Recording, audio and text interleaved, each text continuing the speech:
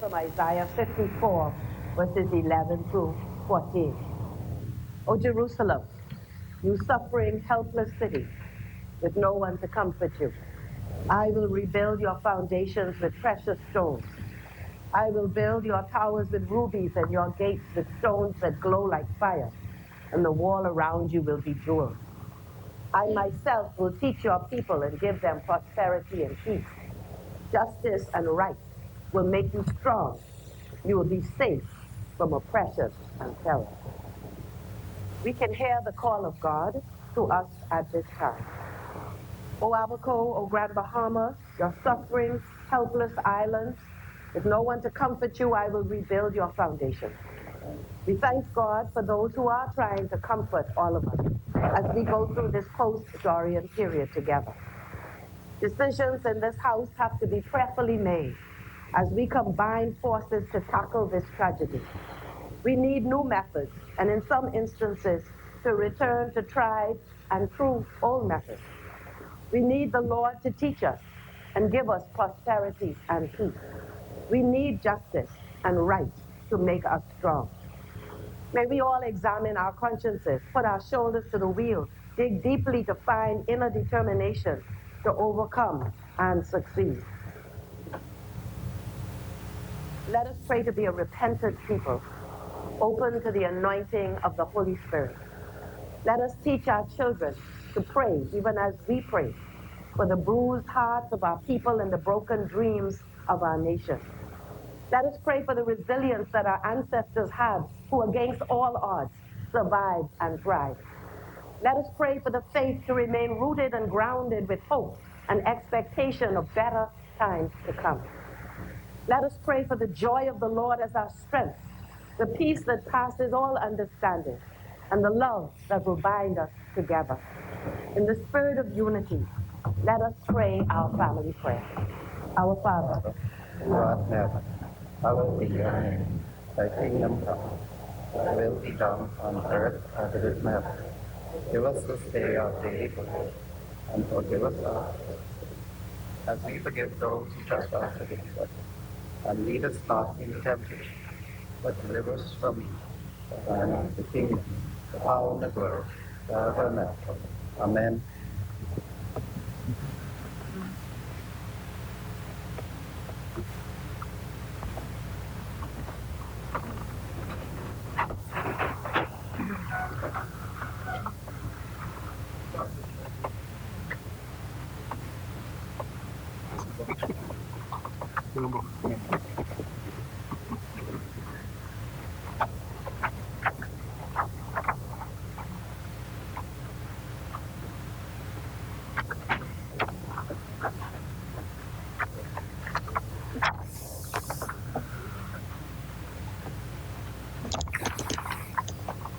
Good morning, honorable members.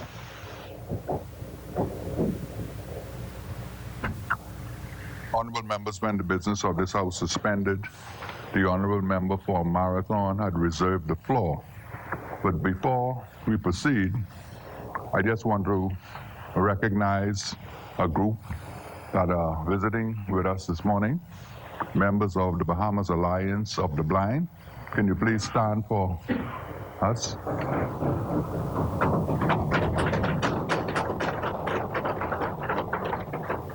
This is Blind Month, and the members from the Bahamas Alliance for the Blind are visiting with us, and they are here at the invitation of the honorable member for Southern Shores.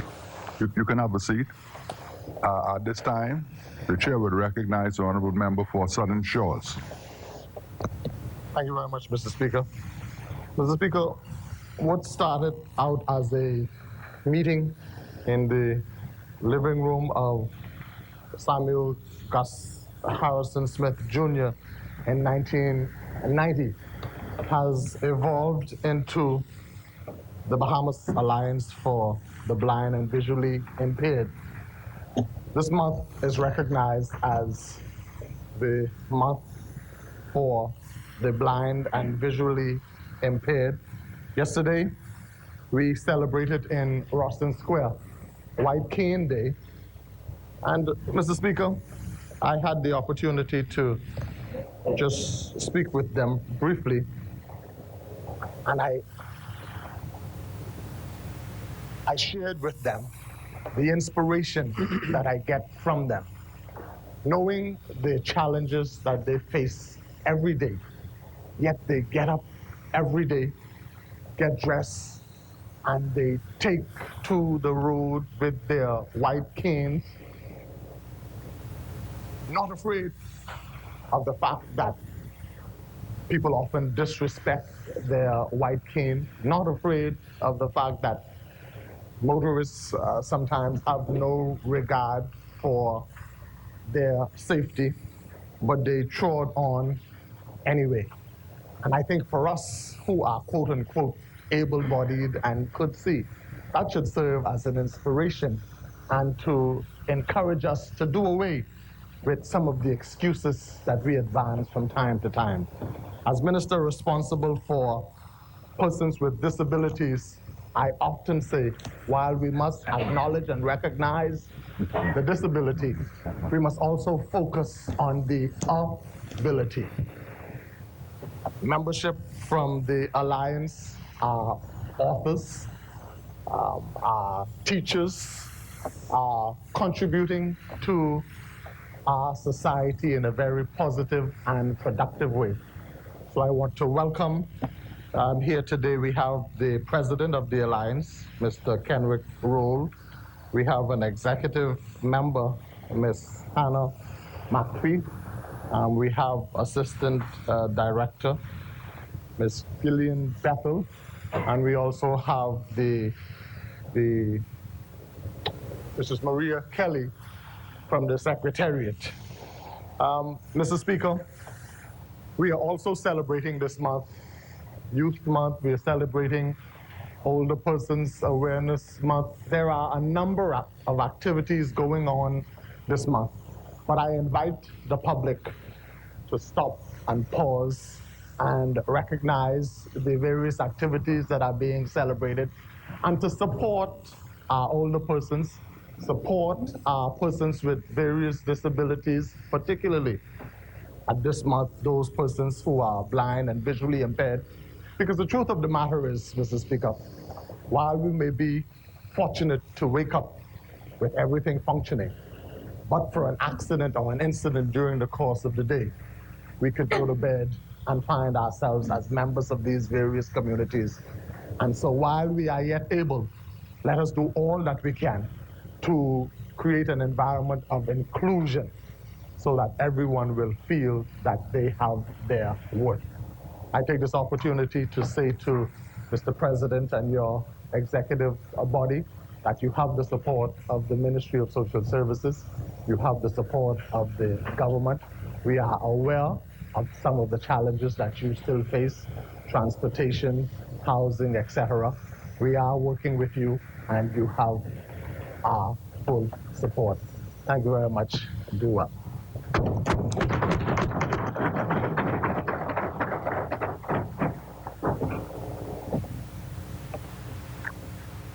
Honorable members, we shall now proceed with the debate.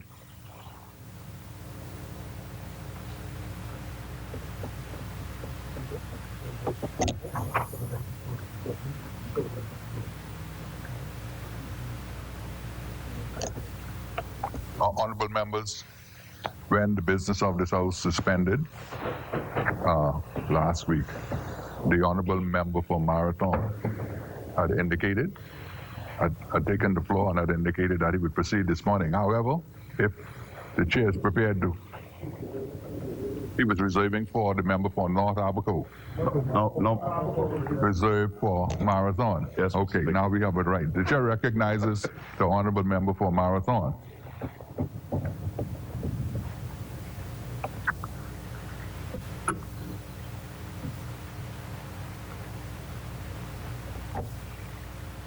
Thank you, Mr. Speaker. Before I begin, I'd like to offer my continued thanks and appreciation to the constituents of Marathon and the Bahamian people in general for the honor and the privilege of serving in this House of Assembly and representing their voices. And Mr. Speaker, to those constituents of Marathon who signed up for the free course on QuickBooks and office management, I want to encourage you right now, all 30 of you, transitioning sometimes is not easy. Moving from one skill set to another is going to present its challenges. But if you stay focused and you stay the course, you will see a brighter day. You will put yourself in an opportunity to participate in the economy as it expands, as it creates more jobs, to give you the kind of job that you need, the kind of job you could build a life around, the kind of job that will offer you and your family a better future.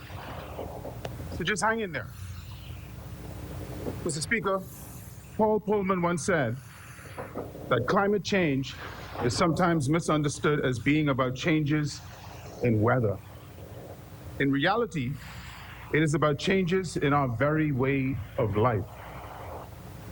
The science is clear, Mr. Speaker. The data and all the evidence points to one single fact. It all points in one single direction, leads to one inescapable conclusion. Our climate is changing, and the change is a very real threat to our very existence, and certainly our way of life. What has happened in the past is that the Earth has had its ambient temperature increased by 1 degree Celsius, and the effects that we see right now, and we have seen some of these devastating effects. Heat waves across Europe, a heat wave in Spain where a pile of manure caught on fire, a heat wave in India where hundreds died, dramatic melts in ice in places like Alaska, a heat wave in Anchorage, Alaska.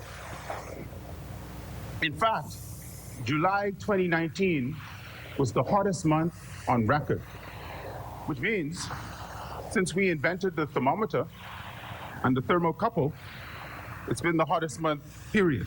And in the Bahamas, we're no different. We did not escape this. We are on the front lines of a war that we did not start. The impacts, after all, of the heat wave of July 2019 is what spawned Hurricane Dorian. It is that heat transfer. And Hurricane Dorian itself, since we've been measuring hurricanes in the North Atlantic, it's the strongest hurricane on record, spawning wind gusts up to 220 miles per hour and inbuilt tornadoes. And I'm sure, Mr. Speaker, by now everybody knows the story. 60 confirmed dead, hundreds missing, thousands displaced, and an entire nation traumatized. The battle is now to prevent the Earth's temperature from increasing by a further 2 degrees. That is the frontline goal in this war against climate change. Since the Rio Declaration, Mr. Speaker, in June of 1992, every single administration, that covers every single administration in the history of our modern Bahamas, has prioritized and sought fit to do things to protect and prevent this from happening. From the Pinling administration to the Ingram administration, the Christie administration, and now the Minnis-led administration. Every single administration has placed as a priority the protection of the environment. Furthermore, much of the work that we are doing right now is predicated on the cumulative effect and the hard work by those administrations that came before us, and for that I wish to thank them. Mr. Speaker, immediately after the passage of Hurricane Dorian, the Ministry of Environment and Housing declared a climate change emergency and termed Hurricane Dorian a climate change event. Our Prime Minister thereafter, in a noble and impassioned plea to the United Nations General Assembly on September 27th, urged the nations of the world, and I quote, to treat the global climate emergency as the greatest challenge facing humanity. Certainly for us, no living person has ever witnessed, no living person in the Commonwealth of the Bahamas has ever witnessed the likes of a Hurricane Dorian.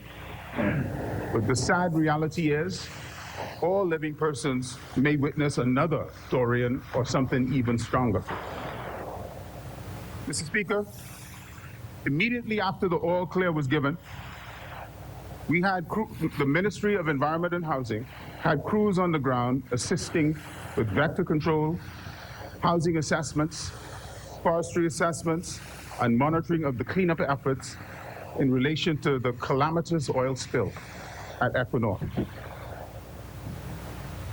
In relation to the Department of Environmental Health Services on the island of Grand Bahama, damage assessments and inspections of all impacted food assessments were done prior to them being reopened.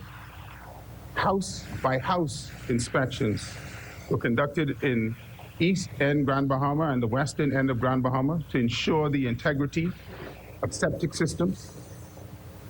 On the 21st and the 22nd of September 2019, 2 teams were deployed to Abaco and Grand Bahama for 6 weeks to treat for mosquitoes and flies, with technical assistance provided by PAHO in the form of 2 vector control entomologists, which are simply people who specialize in the study of insects and insect diseases.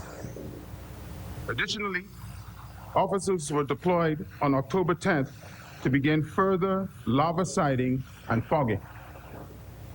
Mr. Speaker, we also began and continue fogging in New Providence because we are aware that people move back and forth between the impacted islands.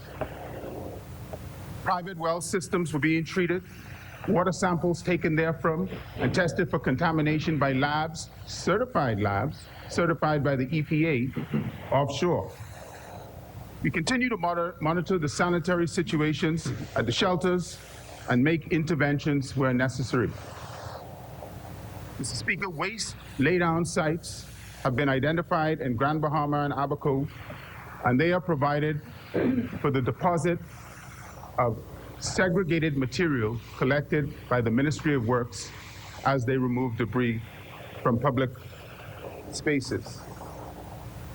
Mr. Speaker, in the aftermath of Hurricane Dorian, we also dispatched a 15-member team from the Department of Housing to do initial assessments in Spring City, Abaco, and Central Pines, the results of which determined that 92% of the 200 homes in Spring City, Abaco were impacted by Hurricane Dorian, and approximately 50% of the 252 homes were also impacted in Central Pines.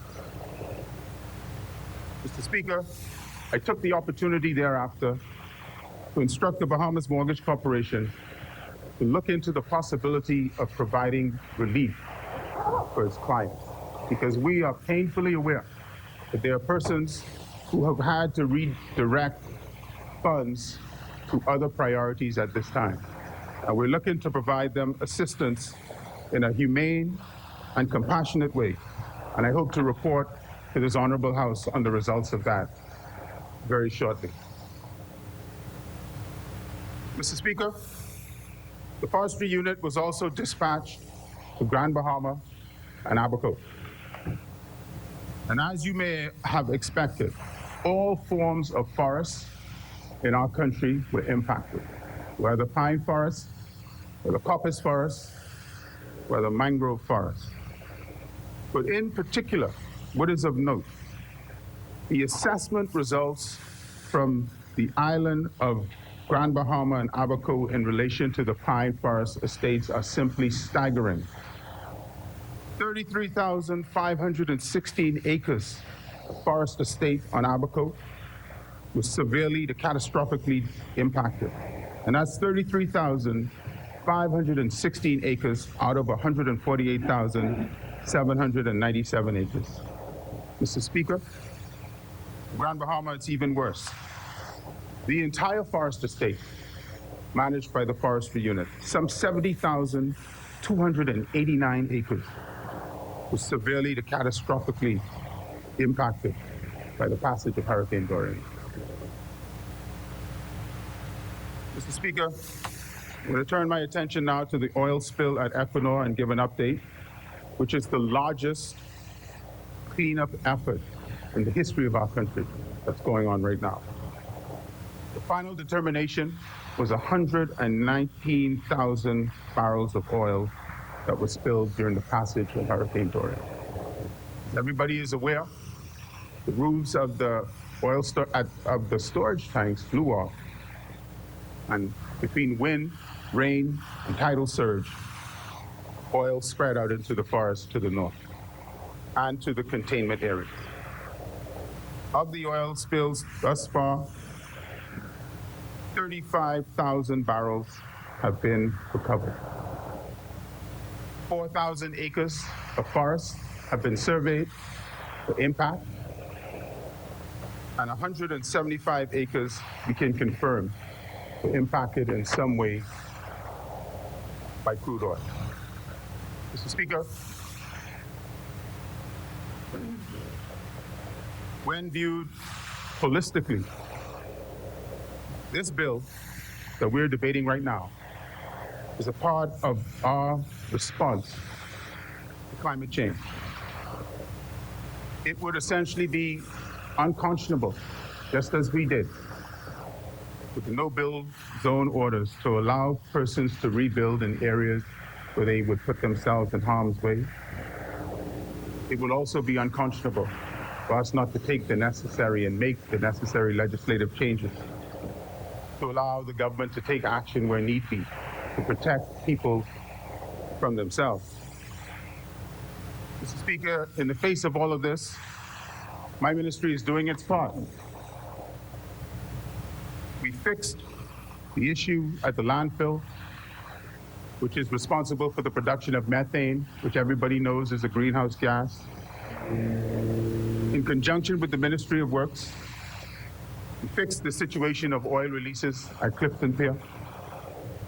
We've installed renewable energy facilities at the Thomas A. Robinson Stadium and Anatole Rogers.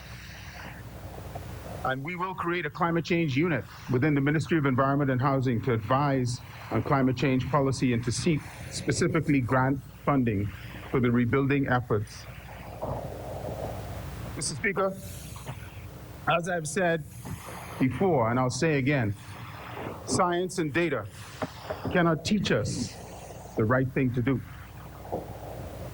These are some very, very challenging times for a lot of people, Mr. Speaker. The entire country is hurting. But I want to advise, and I want to say categorically, that the Bahamas is stronger. The Bahamians are stronger than any force that we face. And this was demonstrated by the bravery and the courage of the jet ski operators in Grand Bahama, who refused to leave anyone behind. We leave no one behind. That is the nature of Bahamians, Mr. Speaker. We stand together in the face of any crisis. We stand together as a nation to ensure that wherever a Bahamian is in need, that need is met, that help is given, and that hope restored.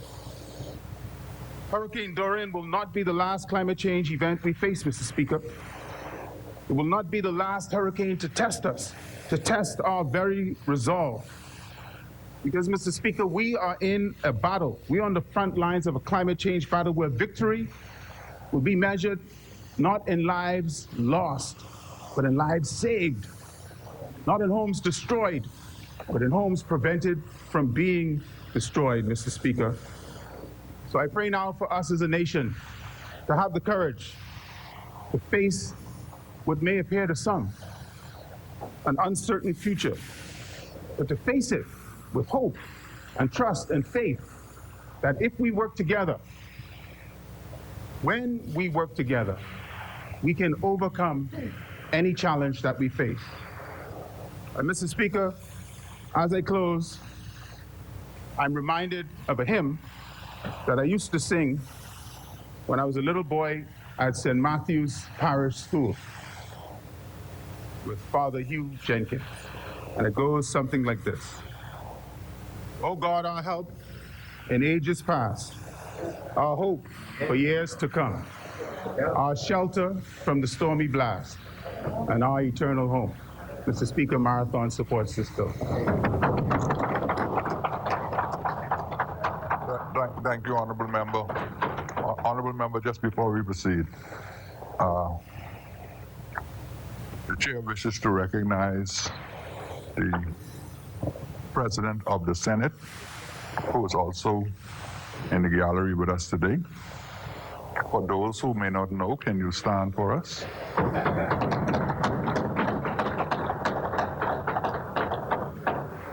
Honorable Member, I'm coming to you.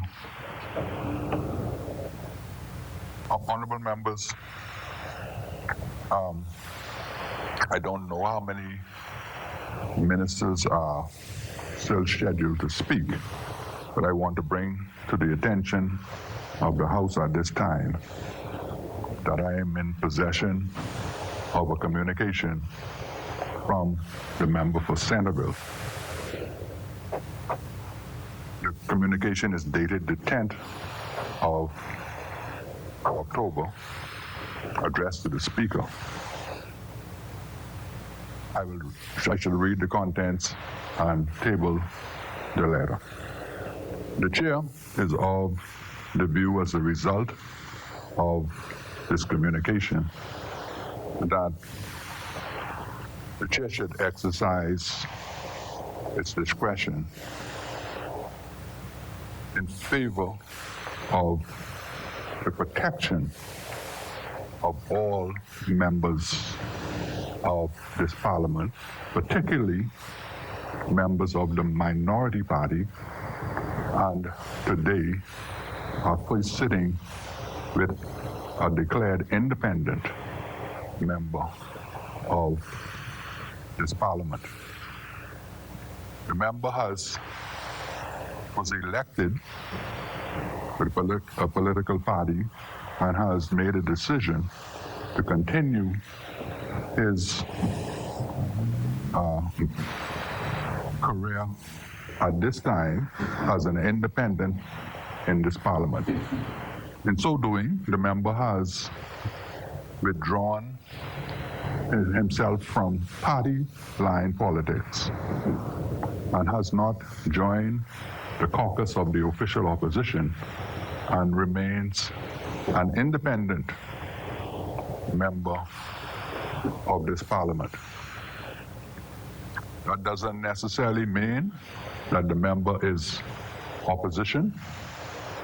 It doesn't necessarily mean that he will or can support any initiative of the government. He is now free to make decisions based on his conscience. The letter reads as follows. Dear Mr. Speaker, please accept this letter as notification from Centerville to continue in this honorable House of Assembly as an independent with immediate effect, as well as a request to be reseated as required by parliamentary systems. I would also like to request a 5 minutes to address my parliamentary colleagues at the next sitting of the House. This decision came with lots of conversation and lots of communication with those with a stake in my political direction and the political direction of our country. My God, my family and friends, and last but not least, my constituents. Institutional or partisan politics, and by the way, honorable members, if you are sending any communication to the Speaker in future, please give me 14 or above font. This fine font is difficult for me. Institutional or partisan politics at this time will not work for the constituency of Centerville or myself as its representative. The deepening of democracy of the parties and of this parliament can only be a fragment of one's imagination. But I hope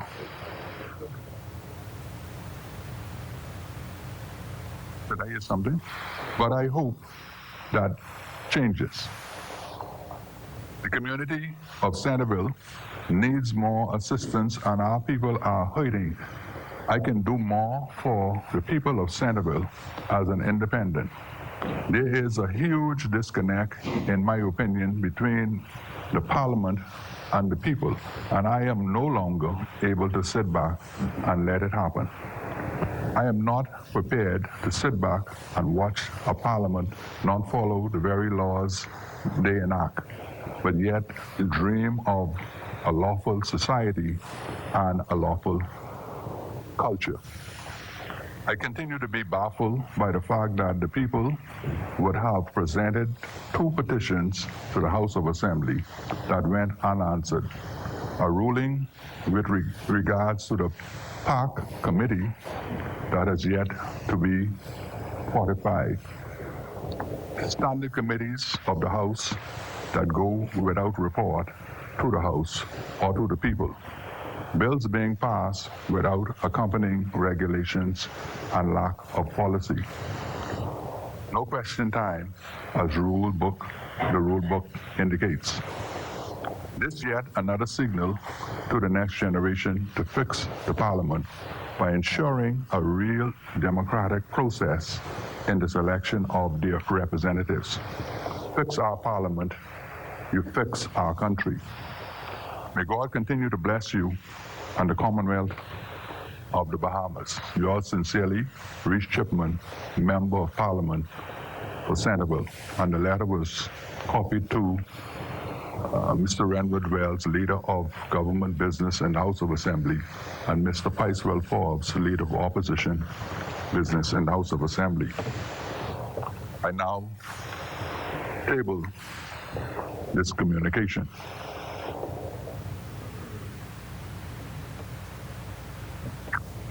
With respect to the members' requests to address the Parliament, the chair has acceded to the members to giving extra time to the member during his presentation to the budget debate.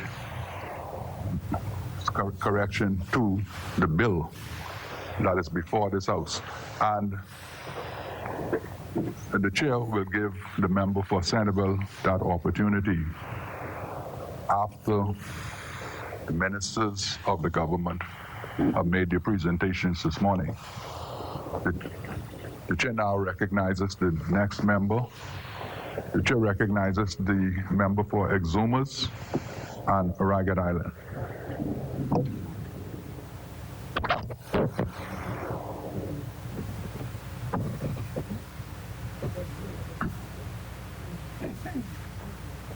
Mr. Speaker, I'm always eternally grateful to the people of Exuma for giving me an opportunity to speak on their behalf.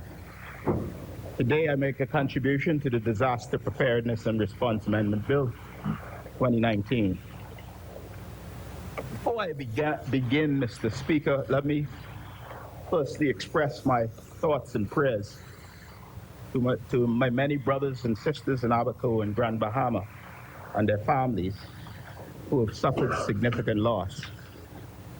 It is my hope and prayer that the good Lord will grant them the serenity to accept the things they cannot change, the courage to change the things that they can, and the wisdom to know the difference. Mr. Speaker, I also applaud the many first responders. I offer thanks to the police and defense force officers, many of whom continue to be deployed in very difficult circumstances. I say thank you for your service and your sacrifice on behalf of a grateful nation. Mr. Speaker, I don't know that I have anything further to add from a legal standpoint on this bill to what my learned leader, who is a noted Queen's counsel, already covered at our last sitting.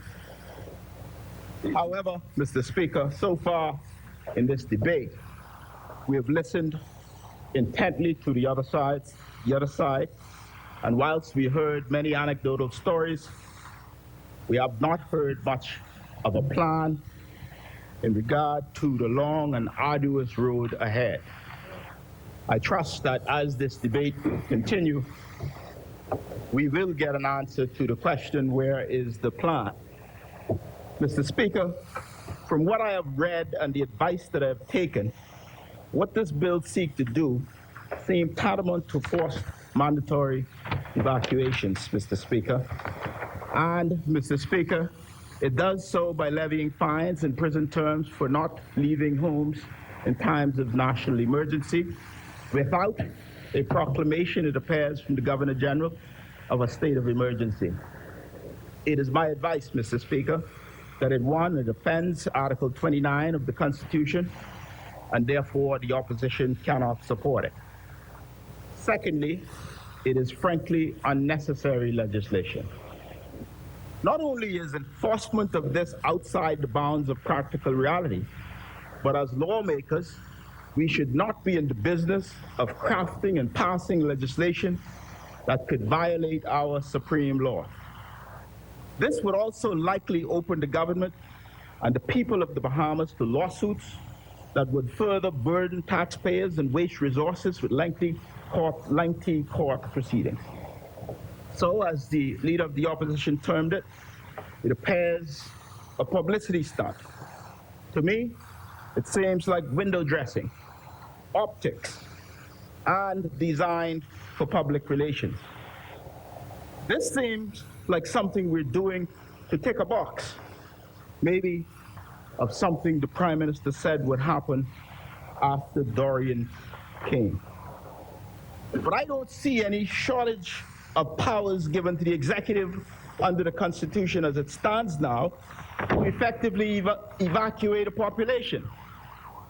And I invite the other side to examine the tools as provided under the Constitution, examine their tools as provided now under the Substantive Act and under the Emergency Management Act, and just use those tools that you have. As the saying made popular by Bob Marley goes, in the abundance of water, the fool goes thirsty. Should people remain in their homes in low-lying areas during a storm? Of course not. Should we seek to save lives? Of course we should. But we must find the balance in law without offending the Constitution. We must use existing laws before passing more. This all seems poorly thought out, to be frank. This bill also seeks to vest more powers in the Prime Minister, which could lead to more politicizing of disaster relief and recovery efforts. And as we have repeatedly reminded, there is no room for politics in all of this. It was difficult to anticipate the magnitude of this hurricane. It was difficult to anticipate the impact. But now that we know that the two of the only structures to survive in Marsh Harbor, with a government-built clinic and the administrative complex, shouldn't we be discussing mandating specifically designed government-built shelters? Last I checked, we had none. There should be at least one on each inhabited island that can withstand 200-mile-per-hour winds, perhaps several for islands that are segmented and fragmented like Andros, Eleuthera, and Exuma. I would think that today we would be talking about a multi-stage evacuation plan in the event of national emergency, though we could not have known how powerful Dorian would become. Like every other storm, we knew it was coming. What aspects of the annual disaster preparedness plan that is completed by NEMA did not work? That is a question that remains to be answered. Was a plan submitted as mandated by law? Was a policy review undertaken as mandated by law? Can we have a report on how we can be more strategic in future instances, as well as the plan for dealing with the direct aftermath of these storms? Where is the plan? Was NEMA fast enough or robust enough in its response? As we saw during the storm, there was record flooding. Are we going to place equipment like pontoon boats, jet skis, etc., at the various government-built shelters? This is what I believe we would like to be talking about, to cause there to be a more efficient and effective rescue process in the aftermath of a storm. We should be talking about a comprehensive and practical recovery strategy. Mr. Speaker, weeks have now passed since we've been asking about a plan. And today, as I drove in, Mr. Speaker, I received a frantic call from a resident in Abaco, indicating to me that the igloo tent city is being erected on land reserved as well fields. If this is true, Mr. Speaker, if this is true, if it's being erected on well fields or in close proximity to well fields, this would be most egregious and reckless so to do.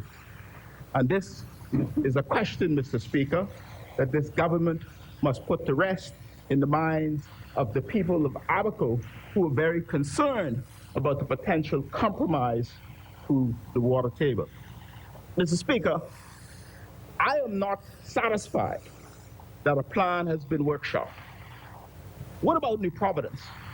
Have we considered that if Dorian had shifted slightly, we could have been impacted in New Providence, and more so in very, very serious problems? But it's not beyond the realm of possibilities. Let's say, God forbid, a storm of that magnitude forms during this hurricane season or the next, or in 5 years. Not that anyone needs reminding, but our parliament, both houses, sit almost directly on the water. And we know what happens in Bay Street when it rains. As does our Supreme Court and our Cabinet Office, and so does the Office of the Prime Minister. So I ask, what is our continuity plan? Mr. Speaker, really, where is the plan?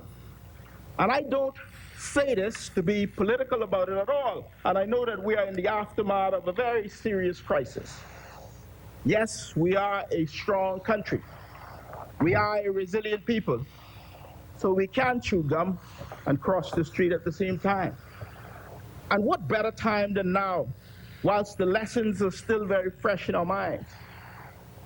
The Bahamian people and the opposition are looking to this government for leadership and guidance and a plan for the way forward. There is a myriad of issues that have arisen out of this tragedy that ought to be crystallized in a clear vision and a clear strategy. Issues like immigration, the budget, ratings, taxes, national security, food security, immigration, the environment, housing, energy, and development for a climate resilient development of our islands. And for our part, we want to give our input on what this plan should look like and what it should include. We're here to help. And I know, Mr. Speaker, that many or all of the lawmakers here today would have read these substantive bills. And therefore we know that law established NEMA. That law mandates that NEMA is the agency that is supposed to coordinate with local and international agencies. Why have we not come here today, perhaps, to restructure that act in order to fix NEMA? Clearly, given the layers of appointment this government dished out, it believes that something needs to be fixed. And I tell you, the new bureaucracy is unhelpful. Mr. Speaker, I congratulate the member for Central Grand Bahama who has joined the cabinet as a result of the creation of some of the new structures, Mr. Speaker. And I trust that he will have the latitude and the authority, notwithstanding the maze of the bureaucracy, Mr. Speaker. But I have a rule in business. If everyone is in charge, then no one is in charge. We should allow NEMA as an authority to do its job effectively and prepare for and deal with the aftermath of storms and other disasters. And we should fix the management structure since we deem that there are deficiencies. I am told that NEMA has fewer than a dozen employees. So let's start it properly. Let's establish a proper playbook to roll out during disasters. Let's have more frequent drills where appropriate and practical they can be achieved. Speaking of NEMA, Mr. Speaker, the complaints on Grand Bahama about delayed response in the aftermath are overwhelming and concerning. And I'm sure the 5 members from Grand Bahama have heard these cries and will speak to this. What we will need to do on Grand Bahama, we can follow on other islands. We can properly equip NEMA. We understand that even its warehouse had been compromised. We understand, Mr. Speaker, that up to last week there were hundreds of trailers on the dock to be cleared in Grand Bahama. And I understand now that some have been removed, but people still await relief while trailers sit on docks in Grand Bahama, Mr. Speaker. We're clearly going to have to revisit, Mr. Speaker, our modus operandi on many of these issues. Mr. Speaker, sadly, the majority of people in our nation still cannot swim. As leaders, we must promote swimming as essential. Sadly, Mr. Speaker, less than 50% of homes are generally uninsured or underinsured. Just about 50%. Uninsured or underinsured. Roughly 30% of autos are uninsured, even though it's mandatory by law to insure them. As leaders, we must promote insurance education and insurance coverage as essential, which can make recovery faster and less painful. And on Grand Bahama, we also need a more bipartisan approach to relief, receipt, and distribution. In Grand Bahama and Abaco, we perhaps need mobile distribution units. We know that many cars have been lost during the crisis, Mr. Speaker. In Grand Bahama, I am told that water is still an issue, Mr. Speaker, and I'm sure the 5 members of Grand Bahama will speak to this. We know that many jobs are gone, and we fear that they may not return in the near term. The small business sector is greatly impacted, and therefore jump-starting Freeport and Abaco economy must be paramount. Although I heard the member for East Grand Bahama quoted in the press saying that the government will cut budgets, we need to jumpstart the economies of Abaco and Grand Bahama, Mr. Speaker. And we must reduce the level of bureaucracy to ensure that the jump-starting happens as fast as possible. Mr. Speaker, we still know that too many unnecessary bottlenecks are frustrating the process. And we heard the member for Marathon spoke briefly on the Equinor spill and crisis today. I was hoping to hear more. I won't speak in any detail to this today. I know our Shadow Minister of Environment will speak to this. We're very, very concerned about it. And Mr. Speaker, I ask that in your quest to bring relief and recovery to Abaco, I ask that you not forget Moores Island. Even though they didn't receive the brunt of the hurricane, there were substantial damages that impact their way of life. The school, for example, is in need of repairs, but it can reopen, Mr. Speaker. And we should act swiftly, as reopening it would bring a sense of normalcy. And in Grand Bahama, I understand the schools are still closed, and we should act swiftly to reopen them to bring a sense of normalcy. Mr. Speaker, speaking of Moores Island, I want to digress here to congratulate Mr. Stephen Gardner, who recently achieved a gold medal, and Shawnee Miller Yubo and her husband, Weibo, and her husband, Mr. Speaker, who performed admirably well. We are proud of them, and we are proud of all of our athletes, and we congratulate them, Mr. Speaker.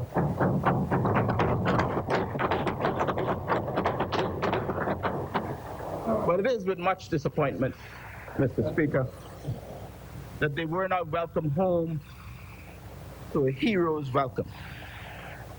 We cannot pay for the publicity that we get on the international stage as a result, Mr. Speaker, as a result of the winning of our athletes.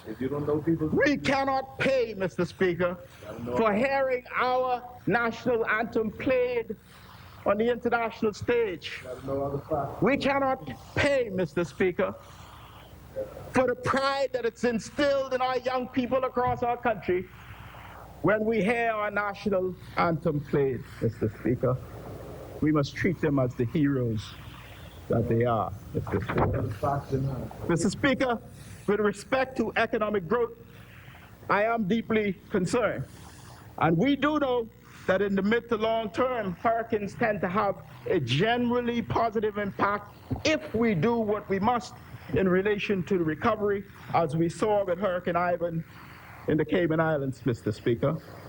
But it must be the right approach to recovery.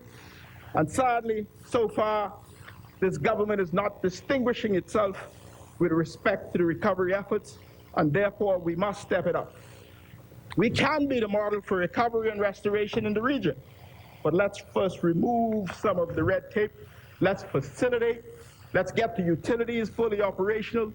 Let's get private-public partnerships, and let's cause the relief to happen faster and more efficiently, Mr. Speaker. Mr. Speaker, I come here today with a heavy heart. My heart is heavy, Mr. Speaker, because 2 years ago, September 2017, not September 2018, September 2017, 775 days ago, roughly, the island of Ragged Island was devastated by Hurricane Irma. And I stick a pin here because given the lack of progress in Ragged Island, 2 years later, given the depth of the neglect and the disregard shown to the people of Ragged Island, it is fair to say, Mr. Speaker, I am deeply concerned for the people of Abaco and Grand Bahama. You see, I've lived this movie before. I watched an episode in this bay. And I am concerned, Mr. Speaker, that when the cameras leave the scenes, and they will, I am concerned, based on the track record of this government, that the people of Abaco and Grand Bahama could also face this blatant, reckless neglect that, as we saw with the people of Ragged Island. I can report to you with certainty that the people of Ragged Island have lost faith in this government. They believe nothing that you tell them. They believe nothing that they hear from you. And they only believe what they see. And they don't see very much.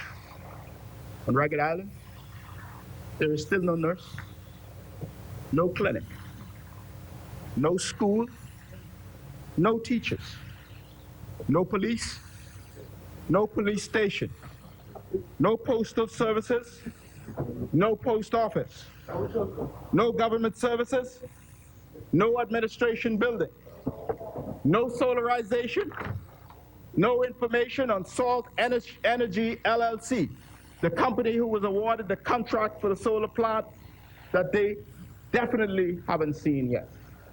And no green city, Mr. Speaker. No green city, Mr. Speaker. 775 days later, families remain separated. Children miss their fathers. Wives take the slow-moving mailboat to periodically visit Ragged Island, while husbands go out to fish to continue to make ends meet. But I want to tell this government that, unlike the song says, it's not too late to apologize, and I urge you to do so. It's not too late to apologize to those you abandoned and appeared to have forgotten. But if you do apologize, please do us a favor when you do. Don't go swinging your hands. We invite you to take a full report and accounting of all of the donations collected on behalf of the people of Ragged Island, because they would like to have a full accounting and a full report of donations received on their behalf. Or we invite you to bring that report here so that the country can hear. People are asking, where the hurricane money gone, Mr. Speaker? So it's important that we get this report, and it's good for the credibility of our country. The people want to know. Then, Mr. Speaker, I invite this government to extend the concessions to Ragged Island that you have now extended to Freeport. They're Bahamians too. And I hear your heckling and your clowning on the other side. The people of Ragged Island are Bahamians too. But though you abandon them and you cast them aside, Ragged Islanders are resilient and they're resourceful people. Right now, Mr. Speaker, I'm working along with a charity to build a community center and a hurricane shelter in Ragged Island that can withstand 200-mile-per-hour winds, Mr. Speaker. Right now, Mr. Speaker, we're in the design phase of building a youth empowerment center, which would be a multi-purpose community center, as a hurricane shelter in the island of Exuma, Mr. Speaker. Right now, Mr. Speaker. Mr. Speaker, we in Ragged Island and the people of Ragged Island are resilient people. Amen. We will do all we can to help ourselves, Mr. Speaker, but we will not absolve this government of its obligation and its responsibility to act fairly and compassionately to all Bahamians across our country, Mr. Speaker. Hurricane Dorian has taken much from us, blood and treasure, but we can rebound, Mr. Speaker, and we will. We can rebound faster. We can recover as a model for recovery in the Caribbean and the region if we have a clearly thought out, structured plan, and we can become more effective in the process of recovery than we now are. We will have to do it together, Mr. Speaker, and we're here to help. We would like to partner with the government in the interest of the people. But in the meantime, we have more questions than answers. And we trust that as the government ministers present, we will get more answers because the Bahamian people still have lots of questions. And we know that government is continuous. And we know that this recovery will take many years, Mr. Speaker. And it seems at some stage, Mr. Speaker, a PLP government will be called upon to complete the recovery exercise. And we don't want to be surprised, Mr. Speaker, when we come to office.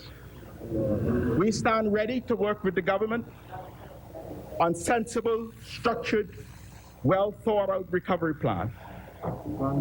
And we will be people oriented. We will be forward looking. We will be visionary. We will be sensitive. We will not cater to special interests. And we will be committed to social justice. The opposition stands ready to work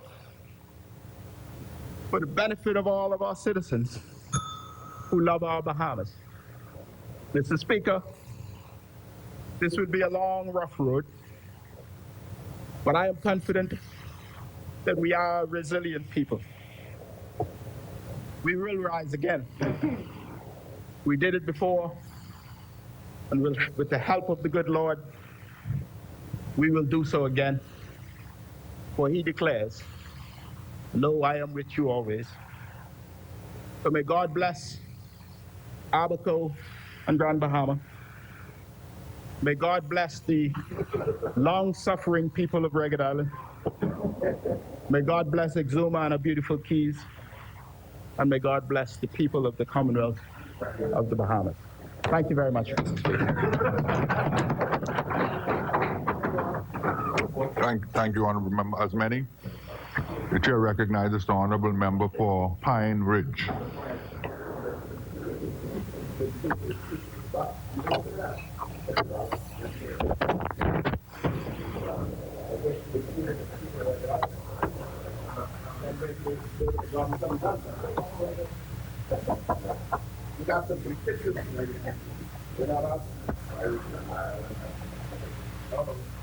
Psalms 46:1, God is my refuge and strength, my very present help in the time of trouble. Psalms 120, verse 1 and 2, in my distress, I cried unto the Lord, and he heard me, delivered my soul, O Lord, from lying lips and from deceitful tongue. Mr. Speaker, I will bless the Lord at all times, and his praises will continually be in my mouth. And on this occasion, I will tell you why. Where I reside in Grand Bahama, notwithstanding Hurricane Doreen, there was water all around me, but not one drop came to my doorstep, nor was there a leak even in my roof. Thank you, Jesus. Even the place where we worship, despite the neighborhood being flooded, water never even came to the place of worship where I'm the senior pastor. For that I say to God, be the glory. Mr. Speaker, there were even vicious rumors about me being missing, hurt, or even dead. On my return, one MP greeted me by saying, now I have proof of life. Mr. Speaker, I know whose I am. I know who I am, and who made me what I am. For this reason, I don't seek anyone's validation. I concur with respect the calling of God on my life for God and country. As a result of it, I'm cognizant of the fact, especially in and out of this place, I'm wrestling with spirits, principality, powers, rulers of darkness, and some spiritual wickedness in some high places. Nevertheless, the weapons of my warfare are not carnal, but mighty through the pulling down of strongholds. Mr. Speaker, I want to thank Mr. James Salas and Mr. Darren Cooper of Freeport, Grand Bahama, during this hurricane crisis for providing me with my alive cell phone and the first set of groceries compliments of Rotary International. These men are doing an excellent job through their organization, Rotary International, in assisting and restoring our island. Also, I thank my colleagues from Tall Pine for sharing with Pine Ridge and 4 other MPs from Grand Bahama some grocery supplies compliment of the people of Florida. Mr. Speaker, as a result of the favor of God working through our international partners in the United States, and to this day, my partners in Canada are preparing to send more relief for the people of Pine Ridge and by extension, Grand Bahama. Without the help of NEMA, we were able to give out, since the storm, hundreds of men's footwear, 2,500 plus grocery bags, tops, pampers, wipes, baby foods, blankets, approximately 1,800 hygiene bags, and 1,500 snack bags. This was separate and apart from the grocery bags. Lighting apparatuses, tents, generators, chainsaws, power tools, airbags, cots, sleeping bags, water, and drinks in abundance. We assisted with medical equipment, specifically 5 incubators, medical aids, and supplies donated to the Rand Memorial Hospital in conjunction with the PHA. Mr. Speaker, I've been living in Grand Bahama for some 50 plus years, to which we have had some major storms. There have been none so catastrophic, devastating, and impactful on the lives of so many Grand Bahamians. This was the storm of all storms, sir. And let me hasten to say, storms of the past have left its residue socially and economically on Grand Bahama prior to Dorian. We haven't caught ourselves from the past natural disasters that have occurred within the last 25 years. This storm alone has set Grand Bahama and Abaco back many years. I'm not quite sure the government and the majority of the people fully comprehend the social, economic, and emotional and psychological repercussions stemming from this massive storm. Many Abaconians and Grand Bahamians and non-residents who experienced this storm will never be the same again.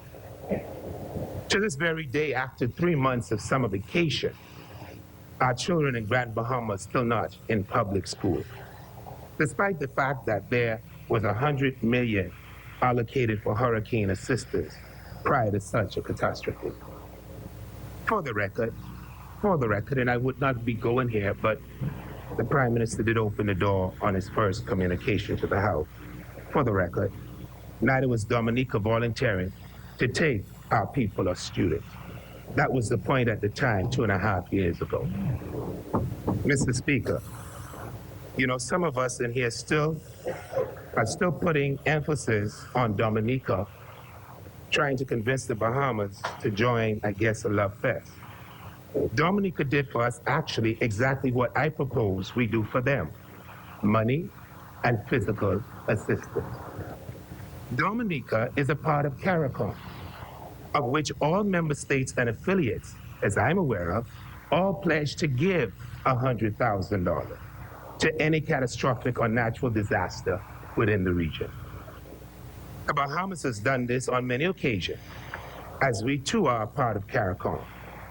So those who would have us to believe that there's something special being done by Dominica tend to be somewhat misleading. Mr. Speaker, it would have been good to disclose what the other islands throughout the region contributed financially. While we were told about their contribution, we were not told the amount.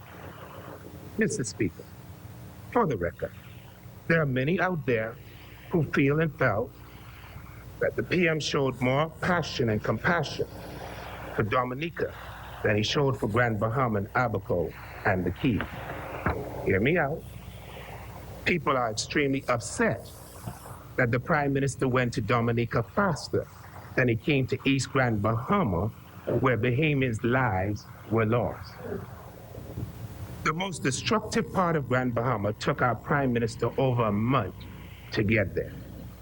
Mr. Speaker, and I need the country and my colleagues to understand, what I'm just stating the perception out there. It's up to the government and leadership to change it.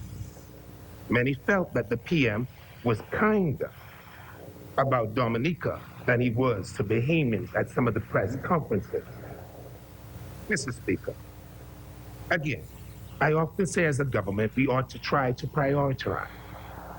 Having our children placed back in school, which I'm told will be tomorrow, by constructively restoring them while we continue with relief and restoration ought to have been a priority. As a government, we have to find a way to bring hope and economic restoration, particularly to the poor and middle classes of these devastated islands. In my mind, one of the reliefs should be the government paying for those houses that need electrical assistance by way of assessment in order to receive electricity.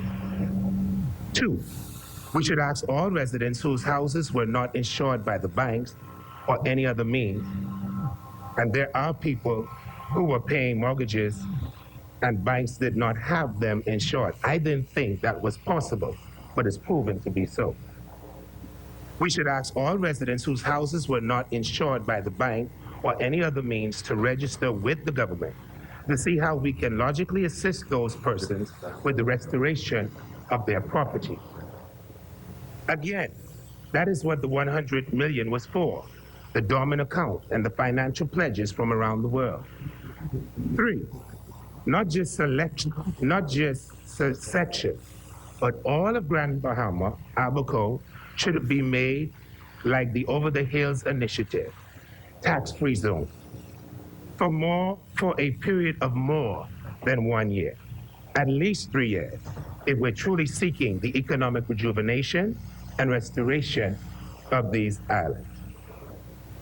4, the Grand Bahama Port Authority Limited should also play its role by exempting licensees from taxes.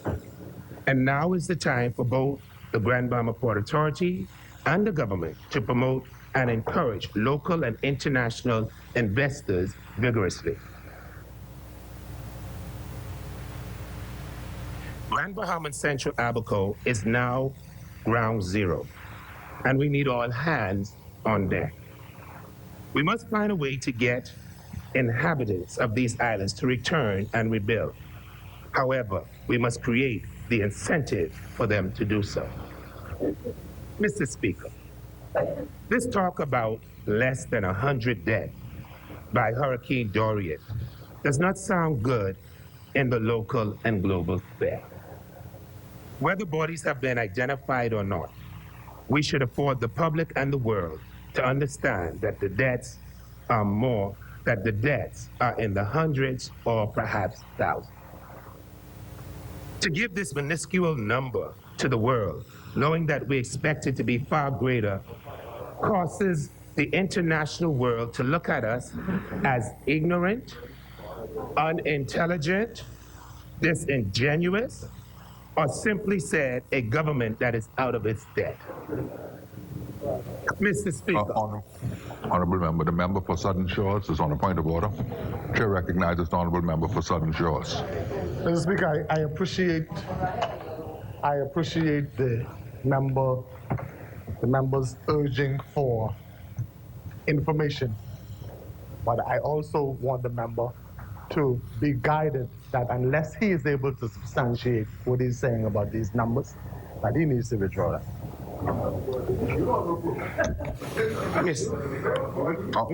Honorable member for Pine Ridge. Yes, Mr. Speaker. The member for Southern Shores, on a point of order, is requesting, you quoted figures that the government released, and then you suggested other figures. Are you able to substantiate the other figures? Actually, I didn't quote, Mr. Speaker, what the government quoted. I said this talk about less than 100 deaths by Hurricane Dorian. I thought you said this talk about 60. Sound good. I didn't That's what I quote. heard. No, I never quoted 60. Never said 60 at all. No, what I did say, please stop my clock. Honorable member, carry on. Whether bodies have been identified or not, we should afford the public and the world to understand that the deaths are in the hundreds or thousands. That is what I'm asking for. Withdrawal. Mr.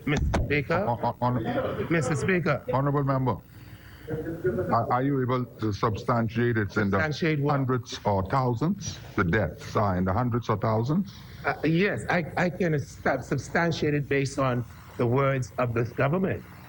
This government said that they expect the figure to rise higher than what it is. Or if they cannot, can they then verify to me where those missing hundreds of persons are? Tell me where the missing hundreds of persons are. Mr. Speaker, the agency of the government that is responsible has given the official numbers. Those are the official numbers that the government gave because they can substantiate. Anyone who has any other numbers either need to substantiate them or withdraw them. Mr. Speaker, you know, I would say this, Mr. Speaker, and I would say this. I don't know if I have to substantiate numbers because I did not attribute any specific number to the government. Hundreds or thousands. But I will say this. I will say this, Mr. Speaker. I will withdraw whatever he wishes me to withdraw based on that. But I'm going to say this after saying withdrawing. This is the kind of stuff that causes the public to lose credibility in governance because we've been discussing this for a long time. And when people hear them telling their colleague to substantiate something that they know to be basically factual, causes a lack of credibility.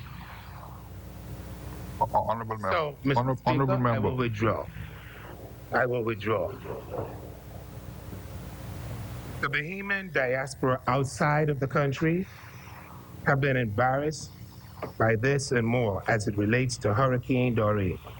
Mama said, what you give the world, you can't take it back. Mr. Speaker, I want to thank those brave men who did go into the storms with 200-mile winds and rescued so many. Had they not, the death toll would have been even higher. Jet skis, boats, high-power vehicles, they did it in the midst and in the middle of the storm. It's not something Pine Ridge encourages you to do. But like many Bahamian families and friends, we're thankful that you did. You are truly Bahamian heroes in my book, and for many Bahamians, we say thank you.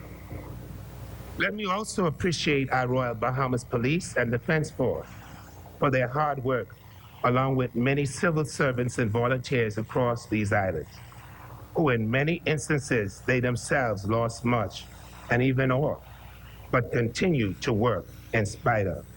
They are to be highly commended. Mr. Speaker, I said this during my budget debate, and I'll say it again, and I hope the government will take heed to my warning. The government of the Bahamas ought to make a mandatory order for the island of Grand Bahama with immediate effect to stop all excavation, dredging, and blasting on the island by all industrial companies and or personnel. I believe this to be the major reason for the continuous flooding in the island. And there seems to be an unnatural deposition somewhere causing the water to come inland as opposed to going out to sea. If this government or any other cares about the people of Grand Bahama, our lives and safety, we would move expeditiously to preserve the lives of our people by declaring that there is a cease and desist order on dredging and excavating in Grand Bahama waters. These storms for the past 25 years only started affecting us in these manners since we started dredging, blasting, and excavating. The people who are allowed to do this are the same people who are someplace storm-free climatically and economically. Mr. Speaker, Grand Bahama, Central Abaco, and the Keys are not a quick fix. Notwithstanding, as a government, we must move quickly to show people we want to fix it. This cannot be another Ragged Island episode. Mr. Speaker, no disrespect. As a government, we cannot appear to be passionate and compassionate about another country to the south and show less when it comes to the island of the north. The Bahamas is our country, and our people must be top priority at all times, every time. We cannot love our neighbor as ourselves until we first love ourselves. And anyone who loves more others, and anyone who loves others more than us, or wants us to love others more than us, is not worthy to be amongst us. My mantra as a Bahamian is Bahamians first. And I mean that in every sense of the word and without any apology. Mr. Speaker, for those persons who have been here illegally and have suffered loss, whether you have a work permit or not, if you're no longer employed as a result of Hurricane Dorian, and you've lost everything as a result of the storm, my recommendation to you is to return to the country of your birth to seek assistance for your dilemma. The Bahamas is overwhelmed at this time. We are in a state of emergency, and Bahamians are our top priority. We cannot help anybody until we can first help ourselves. Mr. Speaker, Pine Ridge read this bill that is before the House today, and I read the first draft because this was an amended version. But the first thing I noticed in the first draft is at least we were honest enough to admit at the time of the first draft that the bill would conflict with Article 29 of the Constitution. Since then, they've withdrawn that. But anything that conflicts, and just for the record, anything that conflicts with the Constitution, unless sanctioned or amended in consultation with the people of the Bahamas, need more dialogue, deliberation, and consideration. Pine Ridge would advise the government not to rush the passing of this bill. We need to step back, take a deep breath, and be logical and not emotional about what we're going to do moving forward. Mr. Speaker, Pine Ridge, along with the Bahamian people, get the impression if there was no hurricane, there would be no bill. We should have been called back from vacation as an assembly prior to the entrance of Hurricane Dorian, and then perhaps presented with this bill. Pine Ridge would have considered it even timelier. We are reacting to an action as opposed to systematically and intellectually coming up with something conducive and uncontroversial for generations to come. Pine Ridge recognized the need for mandatory evacuation, especially after the death of so many individuals. There ought to be a legal and ethical foundation for this to be carried out, and I presume that's why we're here. Nonetheless, we have to understand the psyche of our people and the circumstances that sometimes lead to our people not wanting to evacuate. Mr. Speaker, case in point, sir. There were hurricane shelters on the island where people had to abandon the shelter in the middle of the storm to run for their lives. Mr. Speaker, if I have to make a choice between dying at home or dying in a shelter, which one you think I'll choose? Many of the places being used as hurricane shelters are not structurally sound, nor are they elevated to be free from flooding. Mr. Speaker, listen, Abaco, listen. Mr. Speaker, again, Pine Ridge speaks about priority as a government, whereas it is important to eventually have a mandatory evacuation bill. Pine Ridge, Abaco, thinks it's initially far more important for the government to build structurally sound hurricane-proof centers throughout the Bahamas. Then we can discuss mandatory evacuation. Mama says you're putting the cart before the horse. Mr. Speaker, it makes no logical sense for me demanding mandatory evacuation without having a safe place to put the evacuees. Mr. Speaker, there's no rocket science for this. This is common sense. Whereas, Mr. Speaker, whereas Pine Ridge comprehends what the government proposes by way of mandatory evacuation, this bill seems to be a bit vague. It needs more specificity to speak to that of hurricanes, fire, flooding, medical outbreaks, or natural climatic disasters. Mr. Speaker, when we make bills in here, we have to consider future generations. If this bill talks about mandatory evacuation without naming the causes, an incoming prime minister can be, God forbid, a psychopath and may decide to declare a political or economic disaster.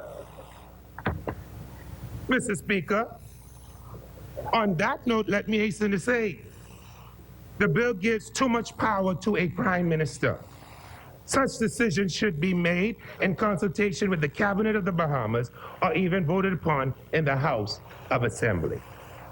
Mr. Speaker, this bill, if not properly assessed, will leave too many ambiguities and can become an open door to an undemocratic state of governance. Mr. Speaker, the government should use this experience with Hurricane Dorian to document all that it can, including bodies without facial recognition, devastations from various areas, islands and keys, to promote the experiential knowledge about hurricanes for future generations and governments. Perhaps this will cause future generations to take hurricanes even more seriously in the Commonwealth of the Bahamas.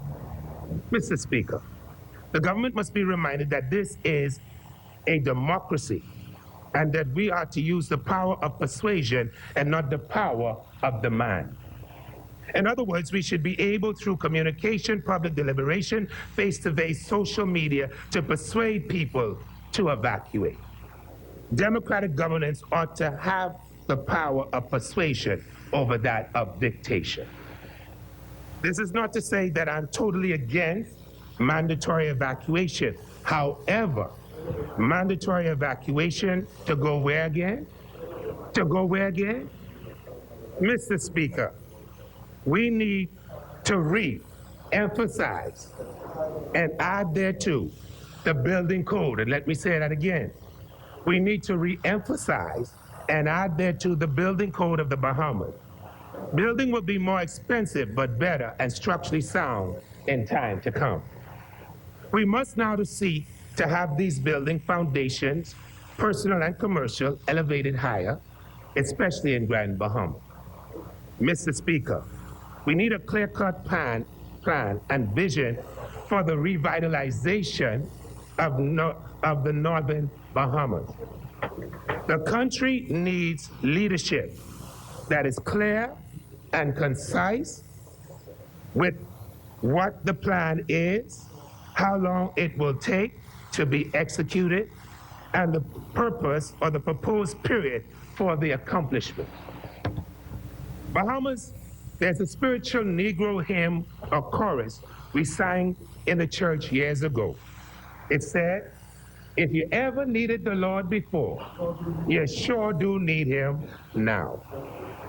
Mr. Speaker, I'd like to take this opportunity again to thank my international friends and partners who came to my rescue and are still doing so to assist me in assisting the people of Pine Ridge and by extension, Grand Bahama. Pine Ridge was adversely affected. Know what you're talking. Know the facts. Know the facts. Know the facts. And that's not a fact. Pine Ridge was adversely affected by this storm. So many people weren't working prior to the storm.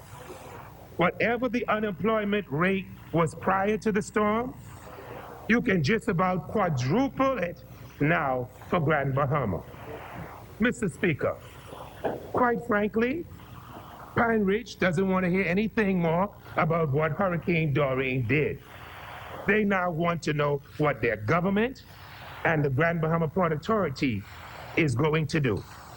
Mr. Speaker, Pine Ridge, Northern Bahamas, the Bahamas wants less talk from this government and more action. We have no airport, domestic or international, in Grand Bahama. We hardly have a hospital. Thank God for Samaritan Purse. Grand Bahama, as I stated earlier, is at ground zero. We, Central, Abaco, and the Keys, are basically starting all over again. With God's help, and so help us God, we can rebuild bigger and even better. Mr. Speaker, I tell you what Pine Ridge consider mandatory, and I'll take my seat at this time over this bill.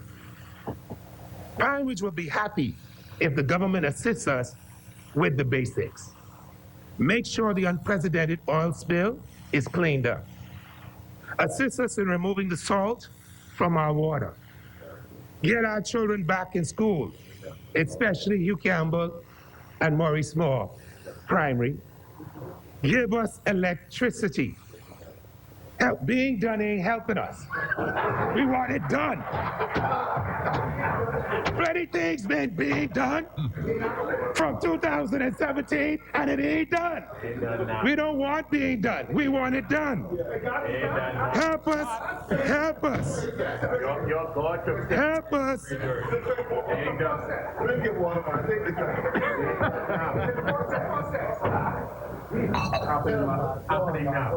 Help us get back in our houses. Get our hospital up and running.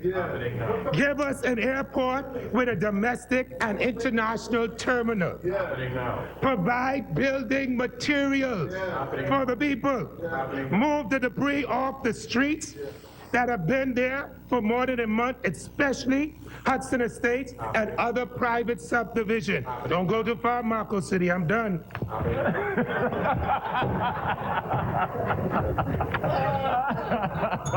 Food to eat, water to drink, because many can't even afford to go to the grocery store. They're unemployed and lack money. And I want to bring this to your attention. And what's the use having all this exemption and free taxation if people don't have no money? Can you feel me now being in Grantstown? Pine Ridge, Mr. Speaker, Pine Ridge thinks that this bill needs more deliberation and consultation with civil society. A bill of this magnitude should also have had regulations accompanying it as well. It's too important of a bill not to do so. Pine Ridge rests and supports the reconstruction, revitalization, and redevelopment of Grand Bahama, Abaco, and the Keys. May God continue to have mercy on our souls and bless the Commonwealth of the Bahamas. Mr. Speaker, much obliged. Thank you, Honorable Member.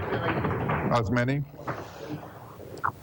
the Chair recognizes the Honorable Member for Centerville. I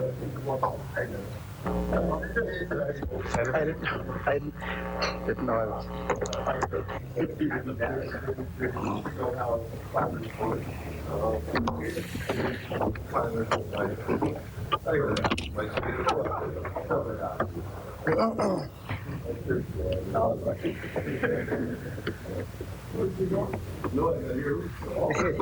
Because he lives, I can face tomorrow. Because he lives, all fear is gone. Because I know he holds the future, and life is worth a living just because he lives. Thank you very much, Mr. Speaker. I would have attended the ordination of a young father, Dave Thomas, at Christ Church Cathedral, thank you, on October 2nd. And Father Stephen Davies would have opened the sermon. And he opened the sermon with, shake the dilly tree. Dilly drop. Dilly drop. When the dilly drop, Pick it up. pick it up. Before I go into my presentation that I would have requested, I'd just like to make a few comments on the amendment bill. Mr. Speaker, the amendment bill, which is, okay, thank you. The amendment bill, which no doubt speaks to evacuation. I do believe it's a good idea. Mr. Speaker, Section 27A says that the Prime Minister may. Section 30 also speaks to the fact that the Prime Minister may. I've had concerns about bills being brought to the House of Assembly and saying that the Prime Minister may. I believe that this bill should reflect that the Prime Minister must. So, to put it in context, we are requiring mandatory evacuation, but to me, we're giving the Prime Minister an option.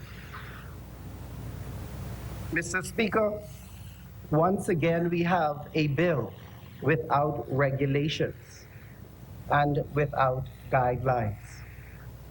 In order to connect the people to the Parliament, connect the Parliament to the people, I believe, Mr. Speaker, we should have considered the Statutory Instruments Committee, Section 16 of the Rules Book, when we were preparing this amendment bill.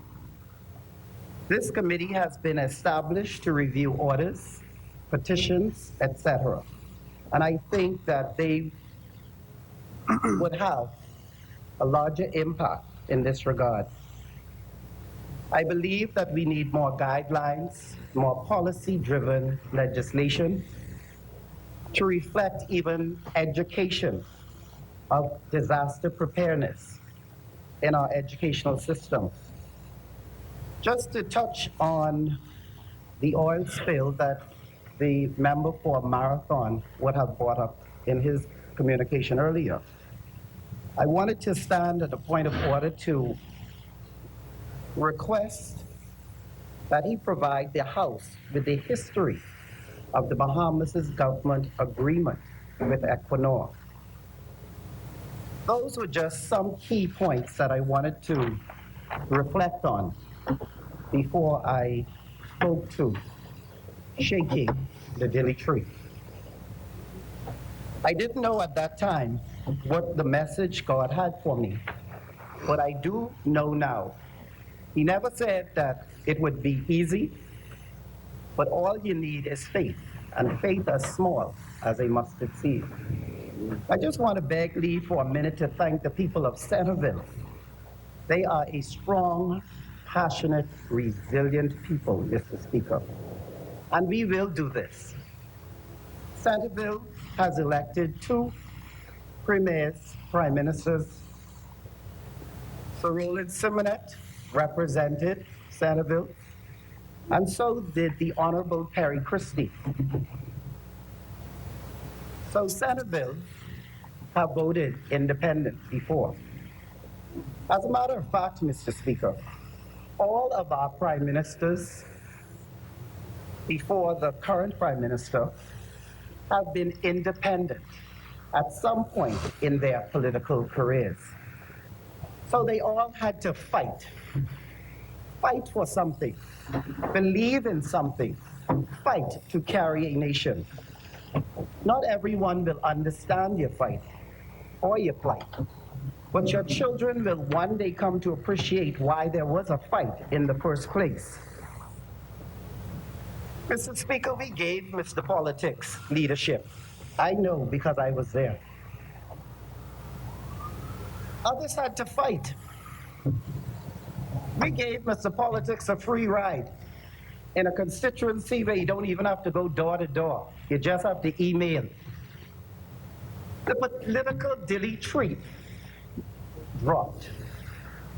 Not everyone is going to understand, or not everyone understood independence, but they understood the passion, the strength, and the resilience of their leader. Thank you, Mr. Speaker, for indulging me today. Last Thursday, the 10th of the 10th, and at 10:00 a.m., I would have submitted my resignation from the Free National Movement.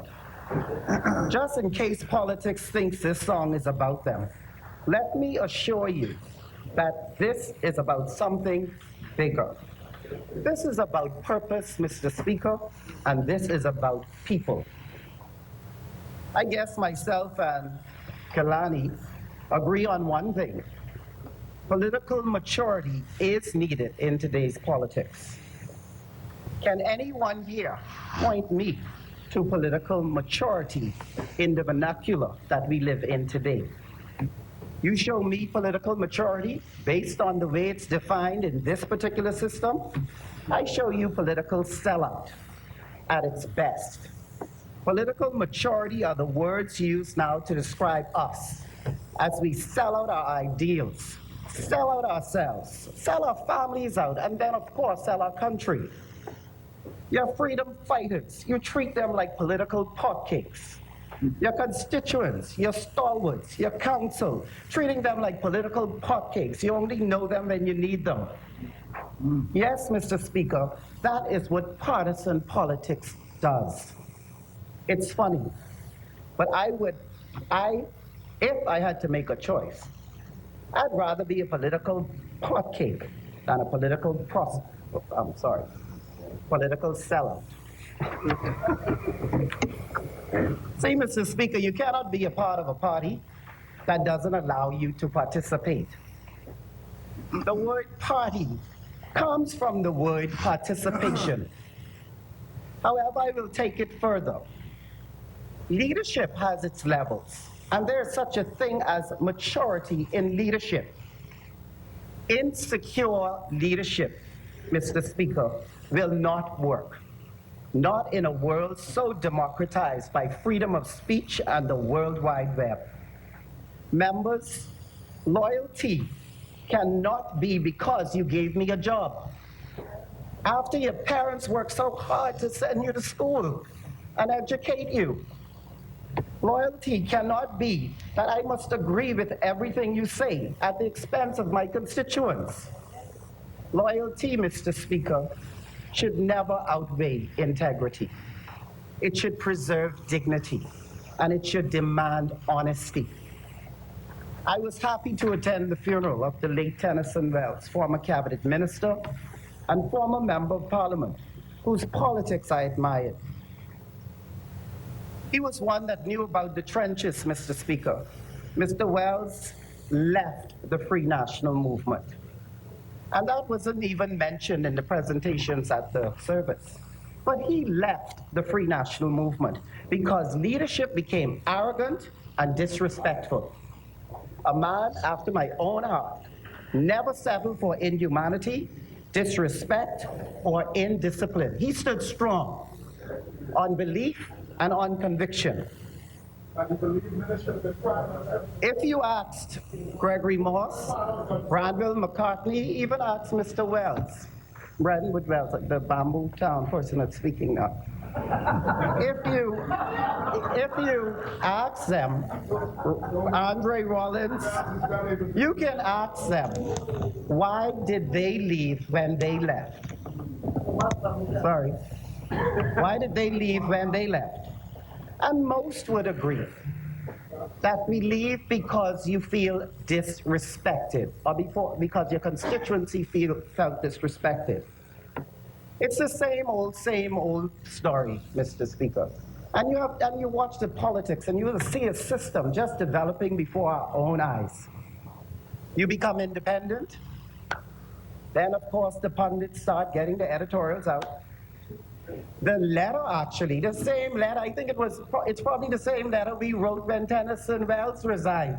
All they do is brush it up and put the name in place. And what happens? The system continues. It continues. And you look at the editorials, the same editorials. Check it out. Look, go back. And I want young people to understand that's the system that you got to change.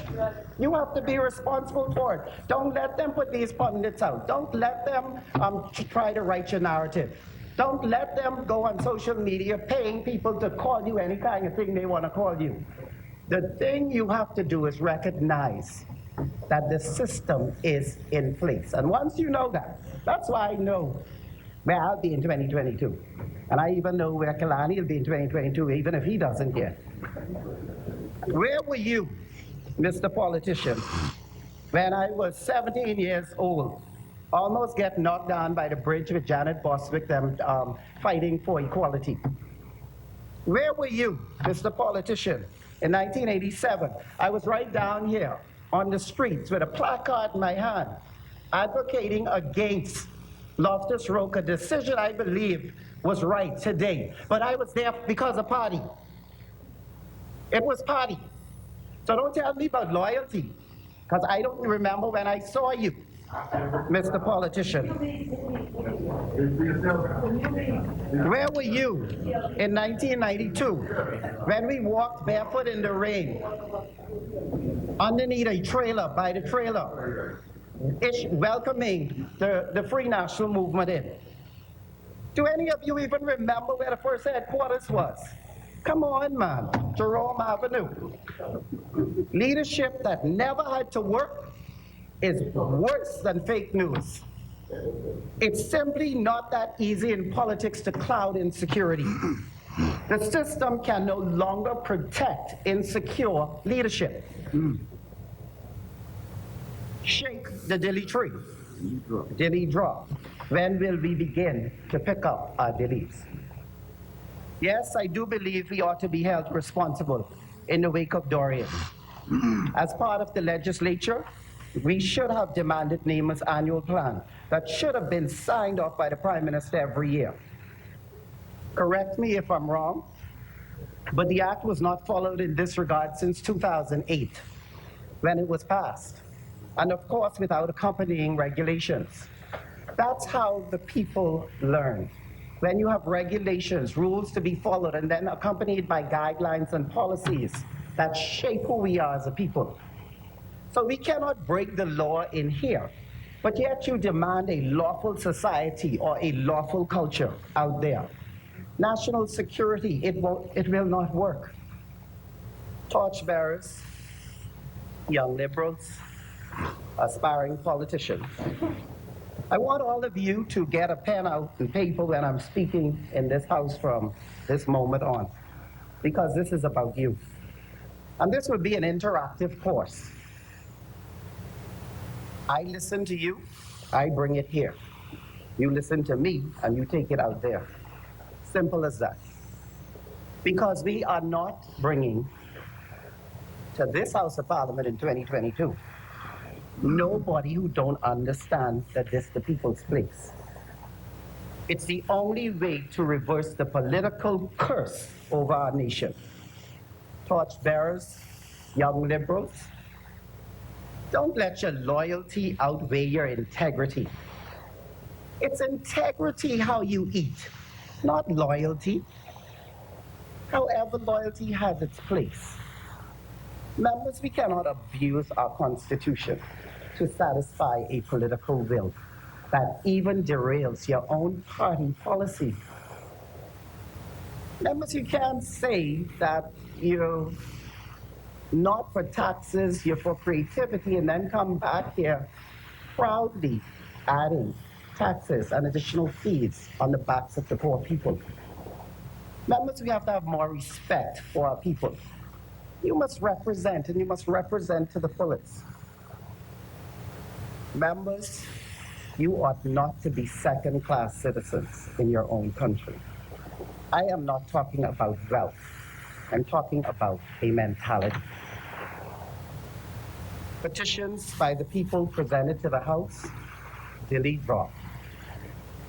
Select committees, delete drop. Partisan democracy, the dilly drop. Sovereign Wealth Fund, the dilly drop. Equinor, Oban, the dilly drop. Hurricane Dorian, members, the dilly drop. How much more dilly gotta drop before we start picking them up? In closing, in my presentation in July, I would have thanked the pre-national movement. I want to thank my wife and family for their continued support. My children, who I teach every day to be good citizens and to fight for what is right, and that only what is done for God will last. Constituents of Centerville, we will do this.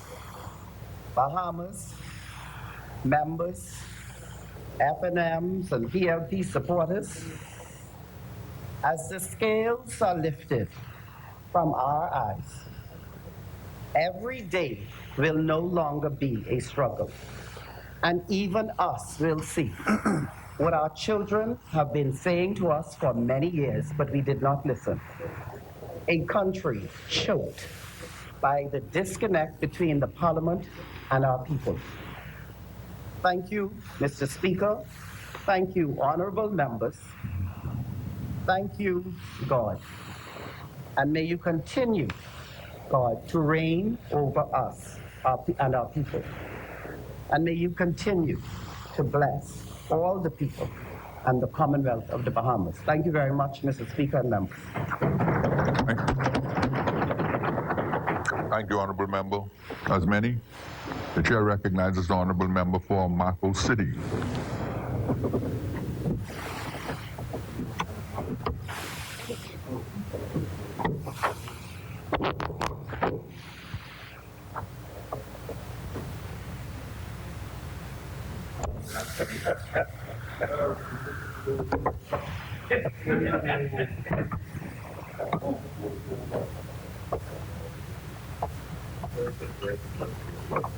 Mr. Speaker, thank you for this opportunity to address the Commonwealth of the Bahamas during the course of this debate. I'd like to first, Mr. Speaker, extend condolences to the family of Gary Taylor,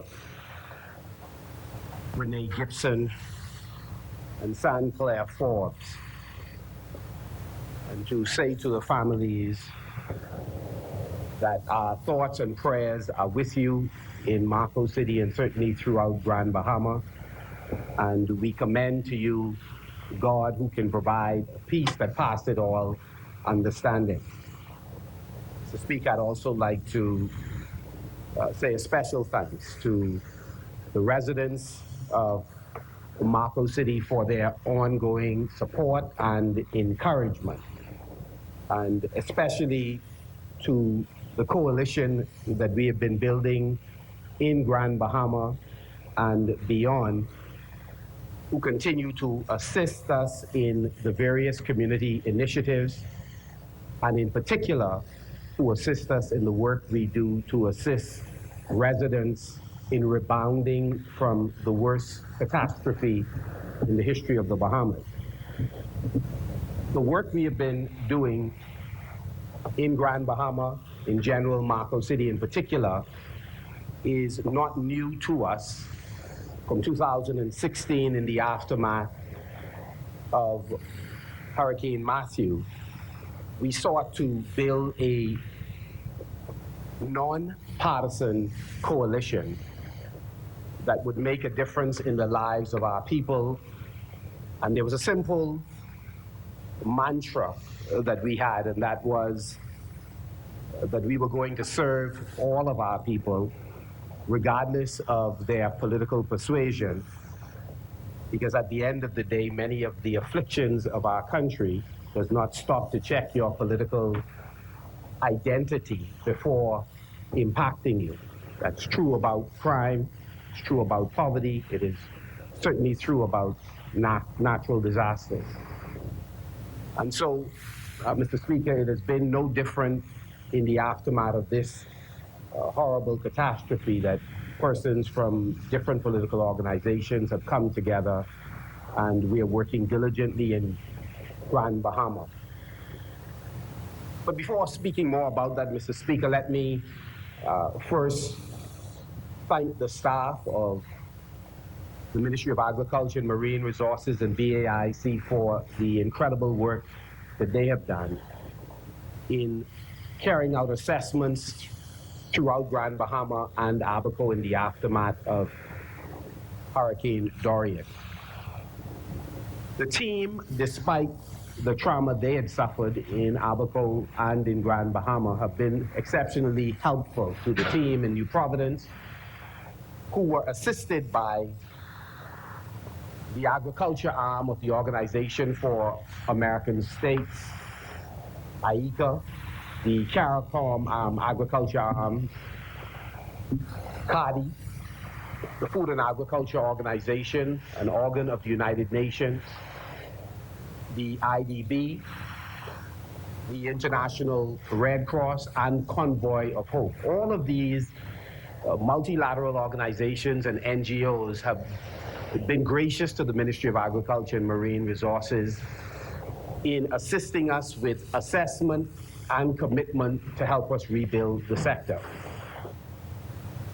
In particular, a number of these organizations have pledged financial support, Mr. Speaker, and have provided technical support to the Bahamas. And over the course of the next several weeks and months and years, we intend to assist in the restoration of farmers and fishers and artisans and artists who've been adversely affected by this storm. We will resume the work we had undertaken prior to the hurricane, and that is to build a sector that contributes greatly to the GDP of this country, to assist Bahamians in becoming more self-reliant, to ensure that we have food security and sovereignty, to protect our natural resources, in particular our marine resources, so that it would benefit this and future generations. Hurricane Dorian has inflicted, Mr. Speaker, more than $20 million worth of damage in the agriculture sector, and not much different in the marine sector. Those figures, Mr. Speaker, does not fully calculate the extent of the impact, because it does not capture, for example, lost wages and potential future loss of income. But the 20-odd million, which would include both private sector damage as well as government sector on the agriculture side, and similar figures on the marine resources side, Mr. Speaker, we believe that the figures would in fact go up. Mr. Speaker, I want to assure farmers and fishers throughout the Commonwealth of the Bahamas that we intend to work hand in hand with you in helping you to rebuild your livelihood in Grand Bahama and in Abaco. Abaco has been a pace setter in the agriculture sector in particular. And we recognize that this is a tremendous job, but we believe beyond a shadow of a doubt that we are up to the task of restoring this sector using climate smart technology, using the best advice locally and internationally, so that we can become significant actors in both the agriculture and marine resources sector. Mr. Speaker, let me, for the few minutes remaining, turn my attention to the work that we are doing in Grand Bahama and to lay out for the residents of Marco City in particular the plan of action that we have designed to assist you in restoring your life. But Mr. Speaker, it is not merely about restoration, because there are times when you go through difficulties. In the moment, your focus is on how do I return to the place I was before the damage, before the trauma. And while that is important, it is even more important for us to pursue what we were pursuing prior to the trauma and prior to the catastrophe. And in Marco City, our view was that it was important to construct a community where persons are empowered, where they could find opportunities, that we create an environment in Grand Bahama where opportunities can flourish, and that even where there are scarcity of opportunities, that we empower residents so that they are able to create opportunities for themselves, even in the midst of challenges on the island. And that is what we have been about, and that is the job that we are resuming. But we are clear that a lot of persons have been adversely affected, and we must address those issues with a sense of urgency. Mr. Speaker, more than 2,500 homes in the constituency of Marco City was flooded. Could be from 18 inches to more than 5 feet of water. Many residents have lost most of their earthly possessions: furniture, appliances, personal mementos, clothing. Mr. Speaker, there are homes that you would look at and from the outside it appears to be relatively okay, but it's really a shell. And persons' lives are deeply impacted. Many persons are displaced, many senior citizens, particularly persons who have not had insurance on their home or underinsured, had a sense of dismay. A part of the departure from Grand Bahama, just a part of it, had to do with uncertainty. A part of our job as policymakers is to assist with providing some sense of security that we got our people. We are clear on what is required to once again be a part of making them whole. In Marco City, as with the rest of Grand Bahama and Abaco, there are many persons who have faced some very tough days of despair. To speak a part of addressing this for us was immediately dealing with emergency needs. And as we did in 2016, the team in Marco City, without reference to political colors, sought to provide emergency packages. And we did so to the tune of over 3,500 packages provided today. Food, cleaning products, a wide range of items needed, personal hygiene products, etc. We participated in the island-wide food program that was organized both by Royal Caribbean Cruise Lines and World Central Kitchen, and was a part of delivering on a daily basis over 1,200 lunches, 1,200 dinners. We ourselves provided food, spent resources provided by this administration, and personal resources that we had in limited amounts but nevertheless spent assisting persons in restoring their lives. Mr. Speaker, we have also presided over assisting more than 15 planes landing in Grand Bahama, providing supplies, not just to us, but to other agencies. It was and is irrelevant to us, just the work that we do in Marco City. We have an entire country to build, and in this case, 2 islands that have been devastated. We also, Mr. Speaker, had teams at the harbor, marinas, again, clearing shipments from yachts. Certainly more than 10 containers, 20, 40-foot containers that we've unloaded, packaged the items, delivered them to every single constituency in Grand Bahama. And we've sought to assist and work with every single member of Parliament in Grand Bahama. Central Grand Bahama, Pine Ridge, East Grand Bahama, West End, and Bimini. We are absolutely committed to being a part of making whole the entire island. So a part of the plan, Mr. Speaker, is to address emergency needs.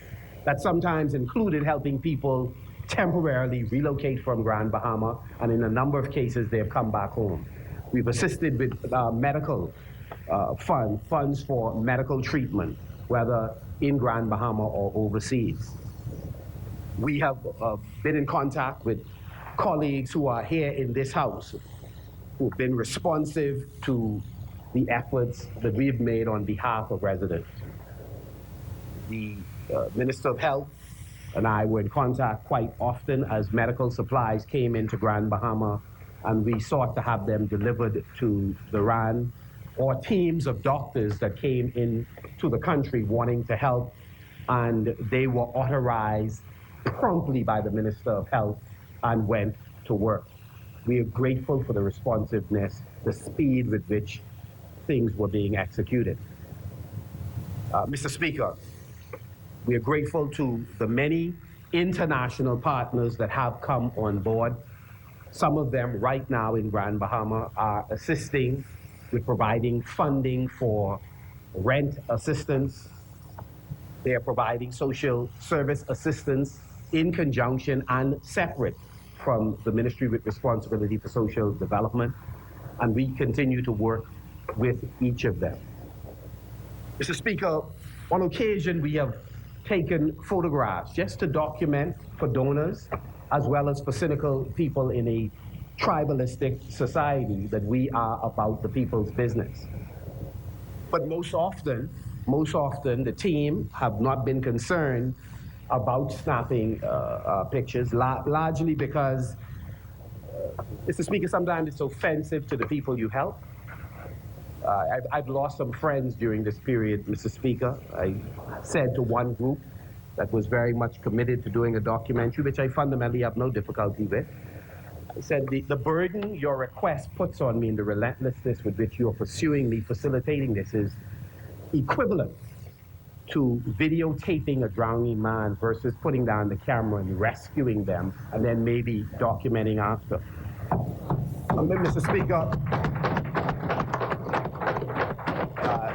Mr. Speaker, we believe that addressing the emergency needs provided a degree of stability for a number of families who had no transportation or means of collecting items. We dispatched our bus throughout the constituency, and yes, my picture's on the bus, but if you'd look closely, I certainly removed the F&M markings. The color is still pretty much the same. I don't apologize for that. But I sought to make it clear this was not a political move. And Mr. Speaker, with few transportation available, I thought the bus was a very useful thing. Our box truck is on the road daily. It went to East Grand Bahama assisting, it went to Pine Ridge, it has been all over, Regency Park, all over. Mr. Speaker, for some organizations, more than 80% of their vehicles were lost. And this is precisely why we made the point that while you have to have products in your office to serve persons, you must also do door-to-door. And so we have sought, Mr. Speaker, we have sought to do door-to-door to reach out to our residents. We also wanted to provide advice, because a part of Bahamians rebounding in Abaco and in Grand Bahama means we must talk to them about the insurance issues. We must make it clear to the mortgage corporation, we must make it absolutely clear to banks that we will not stand idly by and permit them to take funds that should protect the asset, the house that people live in, and apply it to their mortgage so that the house is left unkept. It is unconscionable, and we ought not support it. Mr. Speaker, we also sought to provide legal advice, linking residents who had technical questions we could not answer with expertise that they needed. We played a role in helping to facilitate counseling so that people could get the right advice. And I'm talking about counselors who are clinically trained. Some of them are spirit-filled and trained, which is often a useful combination. Mr. Speaker, because many persons are traumatized by what has happened and need to be made whole again emotionally, mentally, most importantly, spiritually. And so a part of the plan, residents of Marco City, is to continue to provide these services. We've not made it yet to every single corner, but we have covered every polling division in Marco City. And where you've not seen the member of parliament, you've seen members of the team moving through and helping. We've gone on the radio to share valuable information. We've used social media. If you have not yet heard from somebody from my office, let me say now, 424-9413 is my cell number. If you text, I don't blue ticket, you call me to draw it to my attention. I will forward the information to one member of my team so that we could reach out to you. We began, as a second part of our initiative, distributing hurricane building supplies. A number of us, the chief consular from local government, Mr. Kendall Culmer, Charlie Lowe, a team of persons were on the road. We were delivering sheetrock last week in advance of the government voucher system kicking in, which we expect will happen prayerfully this month.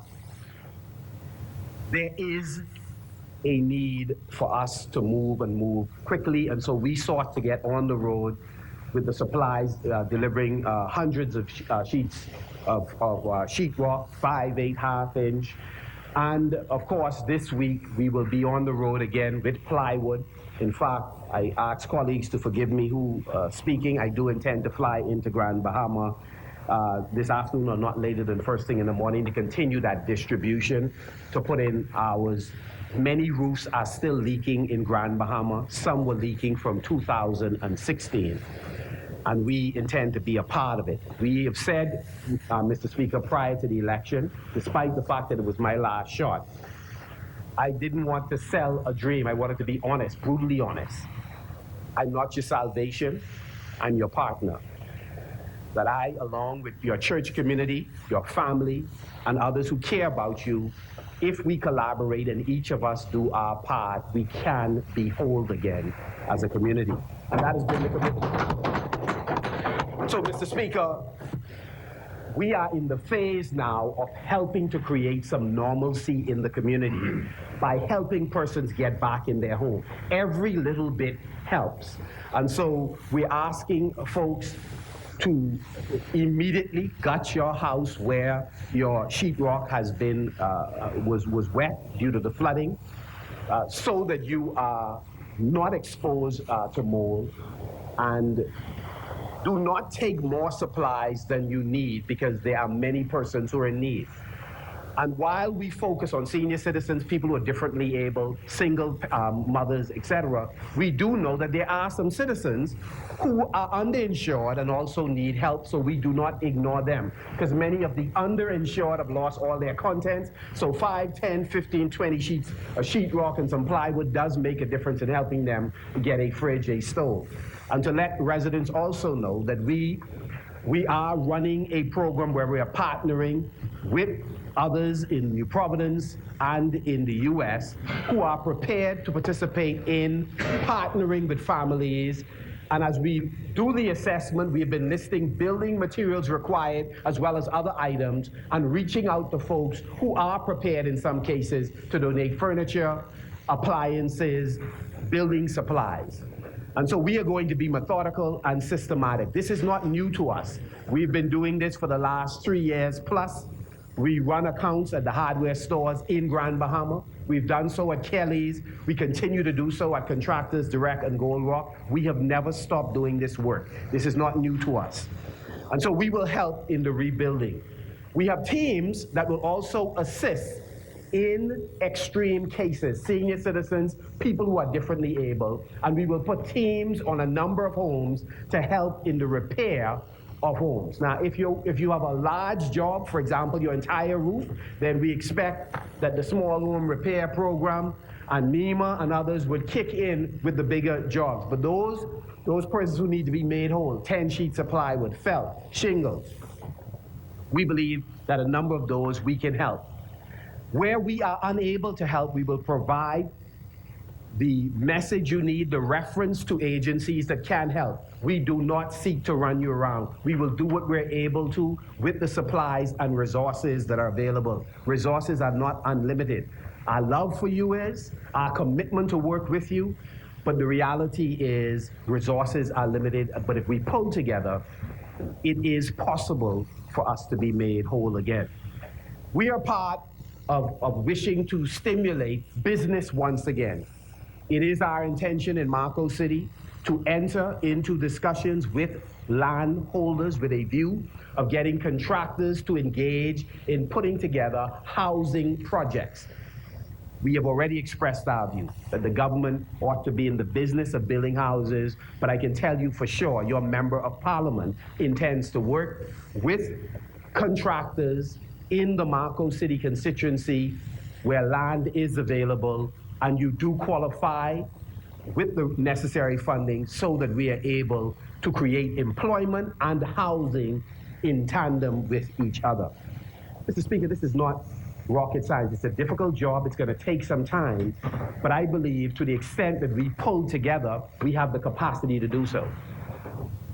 We support the work of NEMA. Marco City will not run all of its work through NEMA.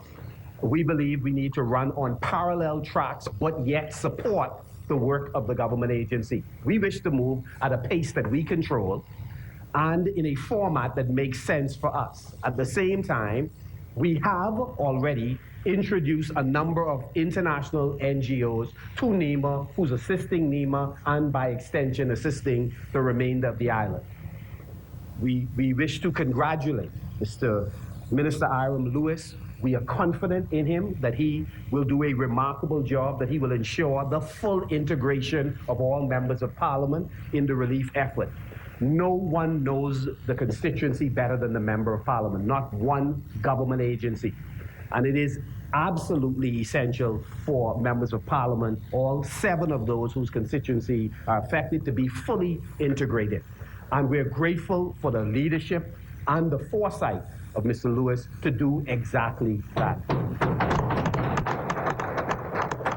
Mr. Speaker, I wish to recognize the talented, courageous young men and women who were part of the rescue and evacuation missions. Many of them, unfortunately, Mr. Speaker, a number of us, we couldn't be rescued during the hurricane. It was entirely too dangerous, but for all of those who made an attempt, my family and many families are grateful for just the effort being made. A number of us had to be evacuated after, myself included, my wife, my daughter, after the hurricane. Waters were still choppy. It was still touch and go for some families, particularly those in single-story homes. But the men and women who sacrificed their own resources, risked their own lives to help, I'm so grateful. The government is so grateful. And it's a small community, so when you see guys pull up to your house in a jet ski, the water had already begun to recede. And I saw Deshaun, Mr. Speaker, Jason Albury, and of course Jensen Burrows. It was a wonderful sight, and I'm grateful. I'm grateful for them. You know, we turned over, my wife and I, twice on the jet ski. That was the most harrowing part of it all, and my daughter once. That's the first time my daughter actually expressed any emotions. We kept her from looking downstairs to see 8 foot of water inside the house. She never saw that. And when we look out of the window, Mr. Speaker, we made it an adventure. But what was clear, Mr. Speaker, is at some point I knew we could not get outside the house any longer.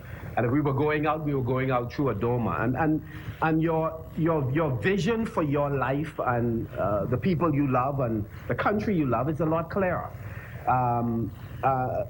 So, Mr. Speaker, looking out of the window, we made watching the cottage disappear. You know, we made our daughter believe, look here, this will be an adventure. We put a vest on, got a little ring that she would have held on to, and a rope that I was going to tie to all 3 of us, because if we were going to go, we were going to go together. And Mr. Speaker, it is in that moment of realization that you begin to think about what is important, and that's precisely why some of the conclusions that I made before the hurricane are even firmer now. That I love the organization that I'm a part of. I fully intend to continue to support it. But Mr. Speaker, the tribalism of the Bahamian politics has gone out of me. That's precisely why it was so easy for me to work with Norris Bain, who ran against me, who ran on the PLP ticket in the last election. It was a natural fit. Both of us know the people in the constituency. We repaired a friendship that was damaged because of politics, and we made a determination that for the rest of the way, we're going to assist the people that we love and care about. This catastrophe is bigger than any one government. It absolutely requires all hands on deck. And all hands on deck,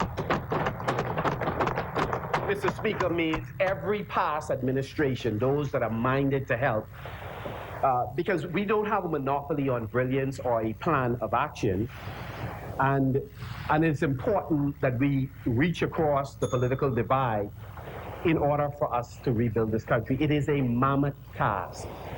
And so, Mr. Speaker, I've made a commitment. I will work with whomever from any political organization, as long as we are sharing the same view that it is about the transformation of our people's lives.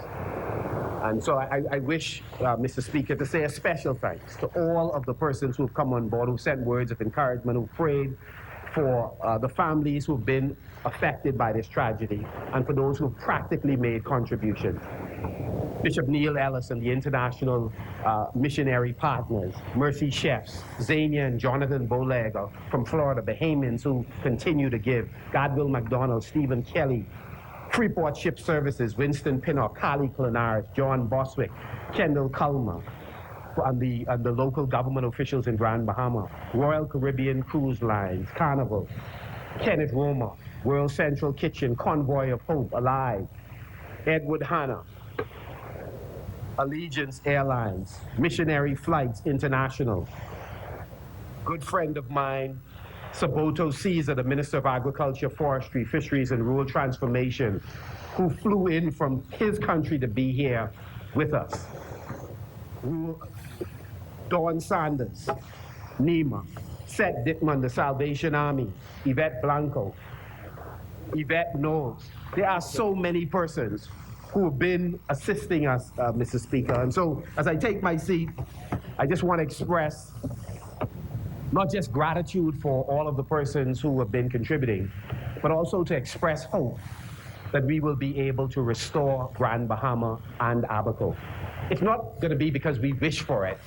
It's going to be because we trust God to intervene, but we agree to collaborate as Bahamians with people across the length and breadth of this country and internationally to make our people whole again. And with that, I appeal to every right-thinking Bahamian, resident of the Bahamas, friends of the Bahamas, to dig deep in terms of supporting practical initiatives that will make our people whole again. And for everybody who is challenged, who's dismayed, who's concerned about the prospects for tomorrow, I assure you that we will stay with you, work on your behalf, speak on your behalf until you're restored. And I encourage you, as I often do with my presentations, keep the faith.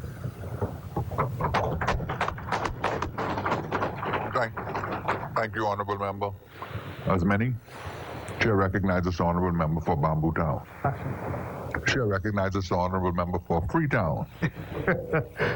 Mr. Speaker, I moved inadvertently, but we will now move that the House to suspend until 3 p.m. So we're going to take our luncheon break. At that point in time, the member for Freetown will be up. So I do move that the House suspends until 3 p.m. Second. Honorable members, it has been moved and seconded that the business of this House do suspend until 3 p.m. this afternoon. As many as are in favor will remain seated. Those who oppose will stand. The business of this House stands suspended until 3 p.m. this afternoon.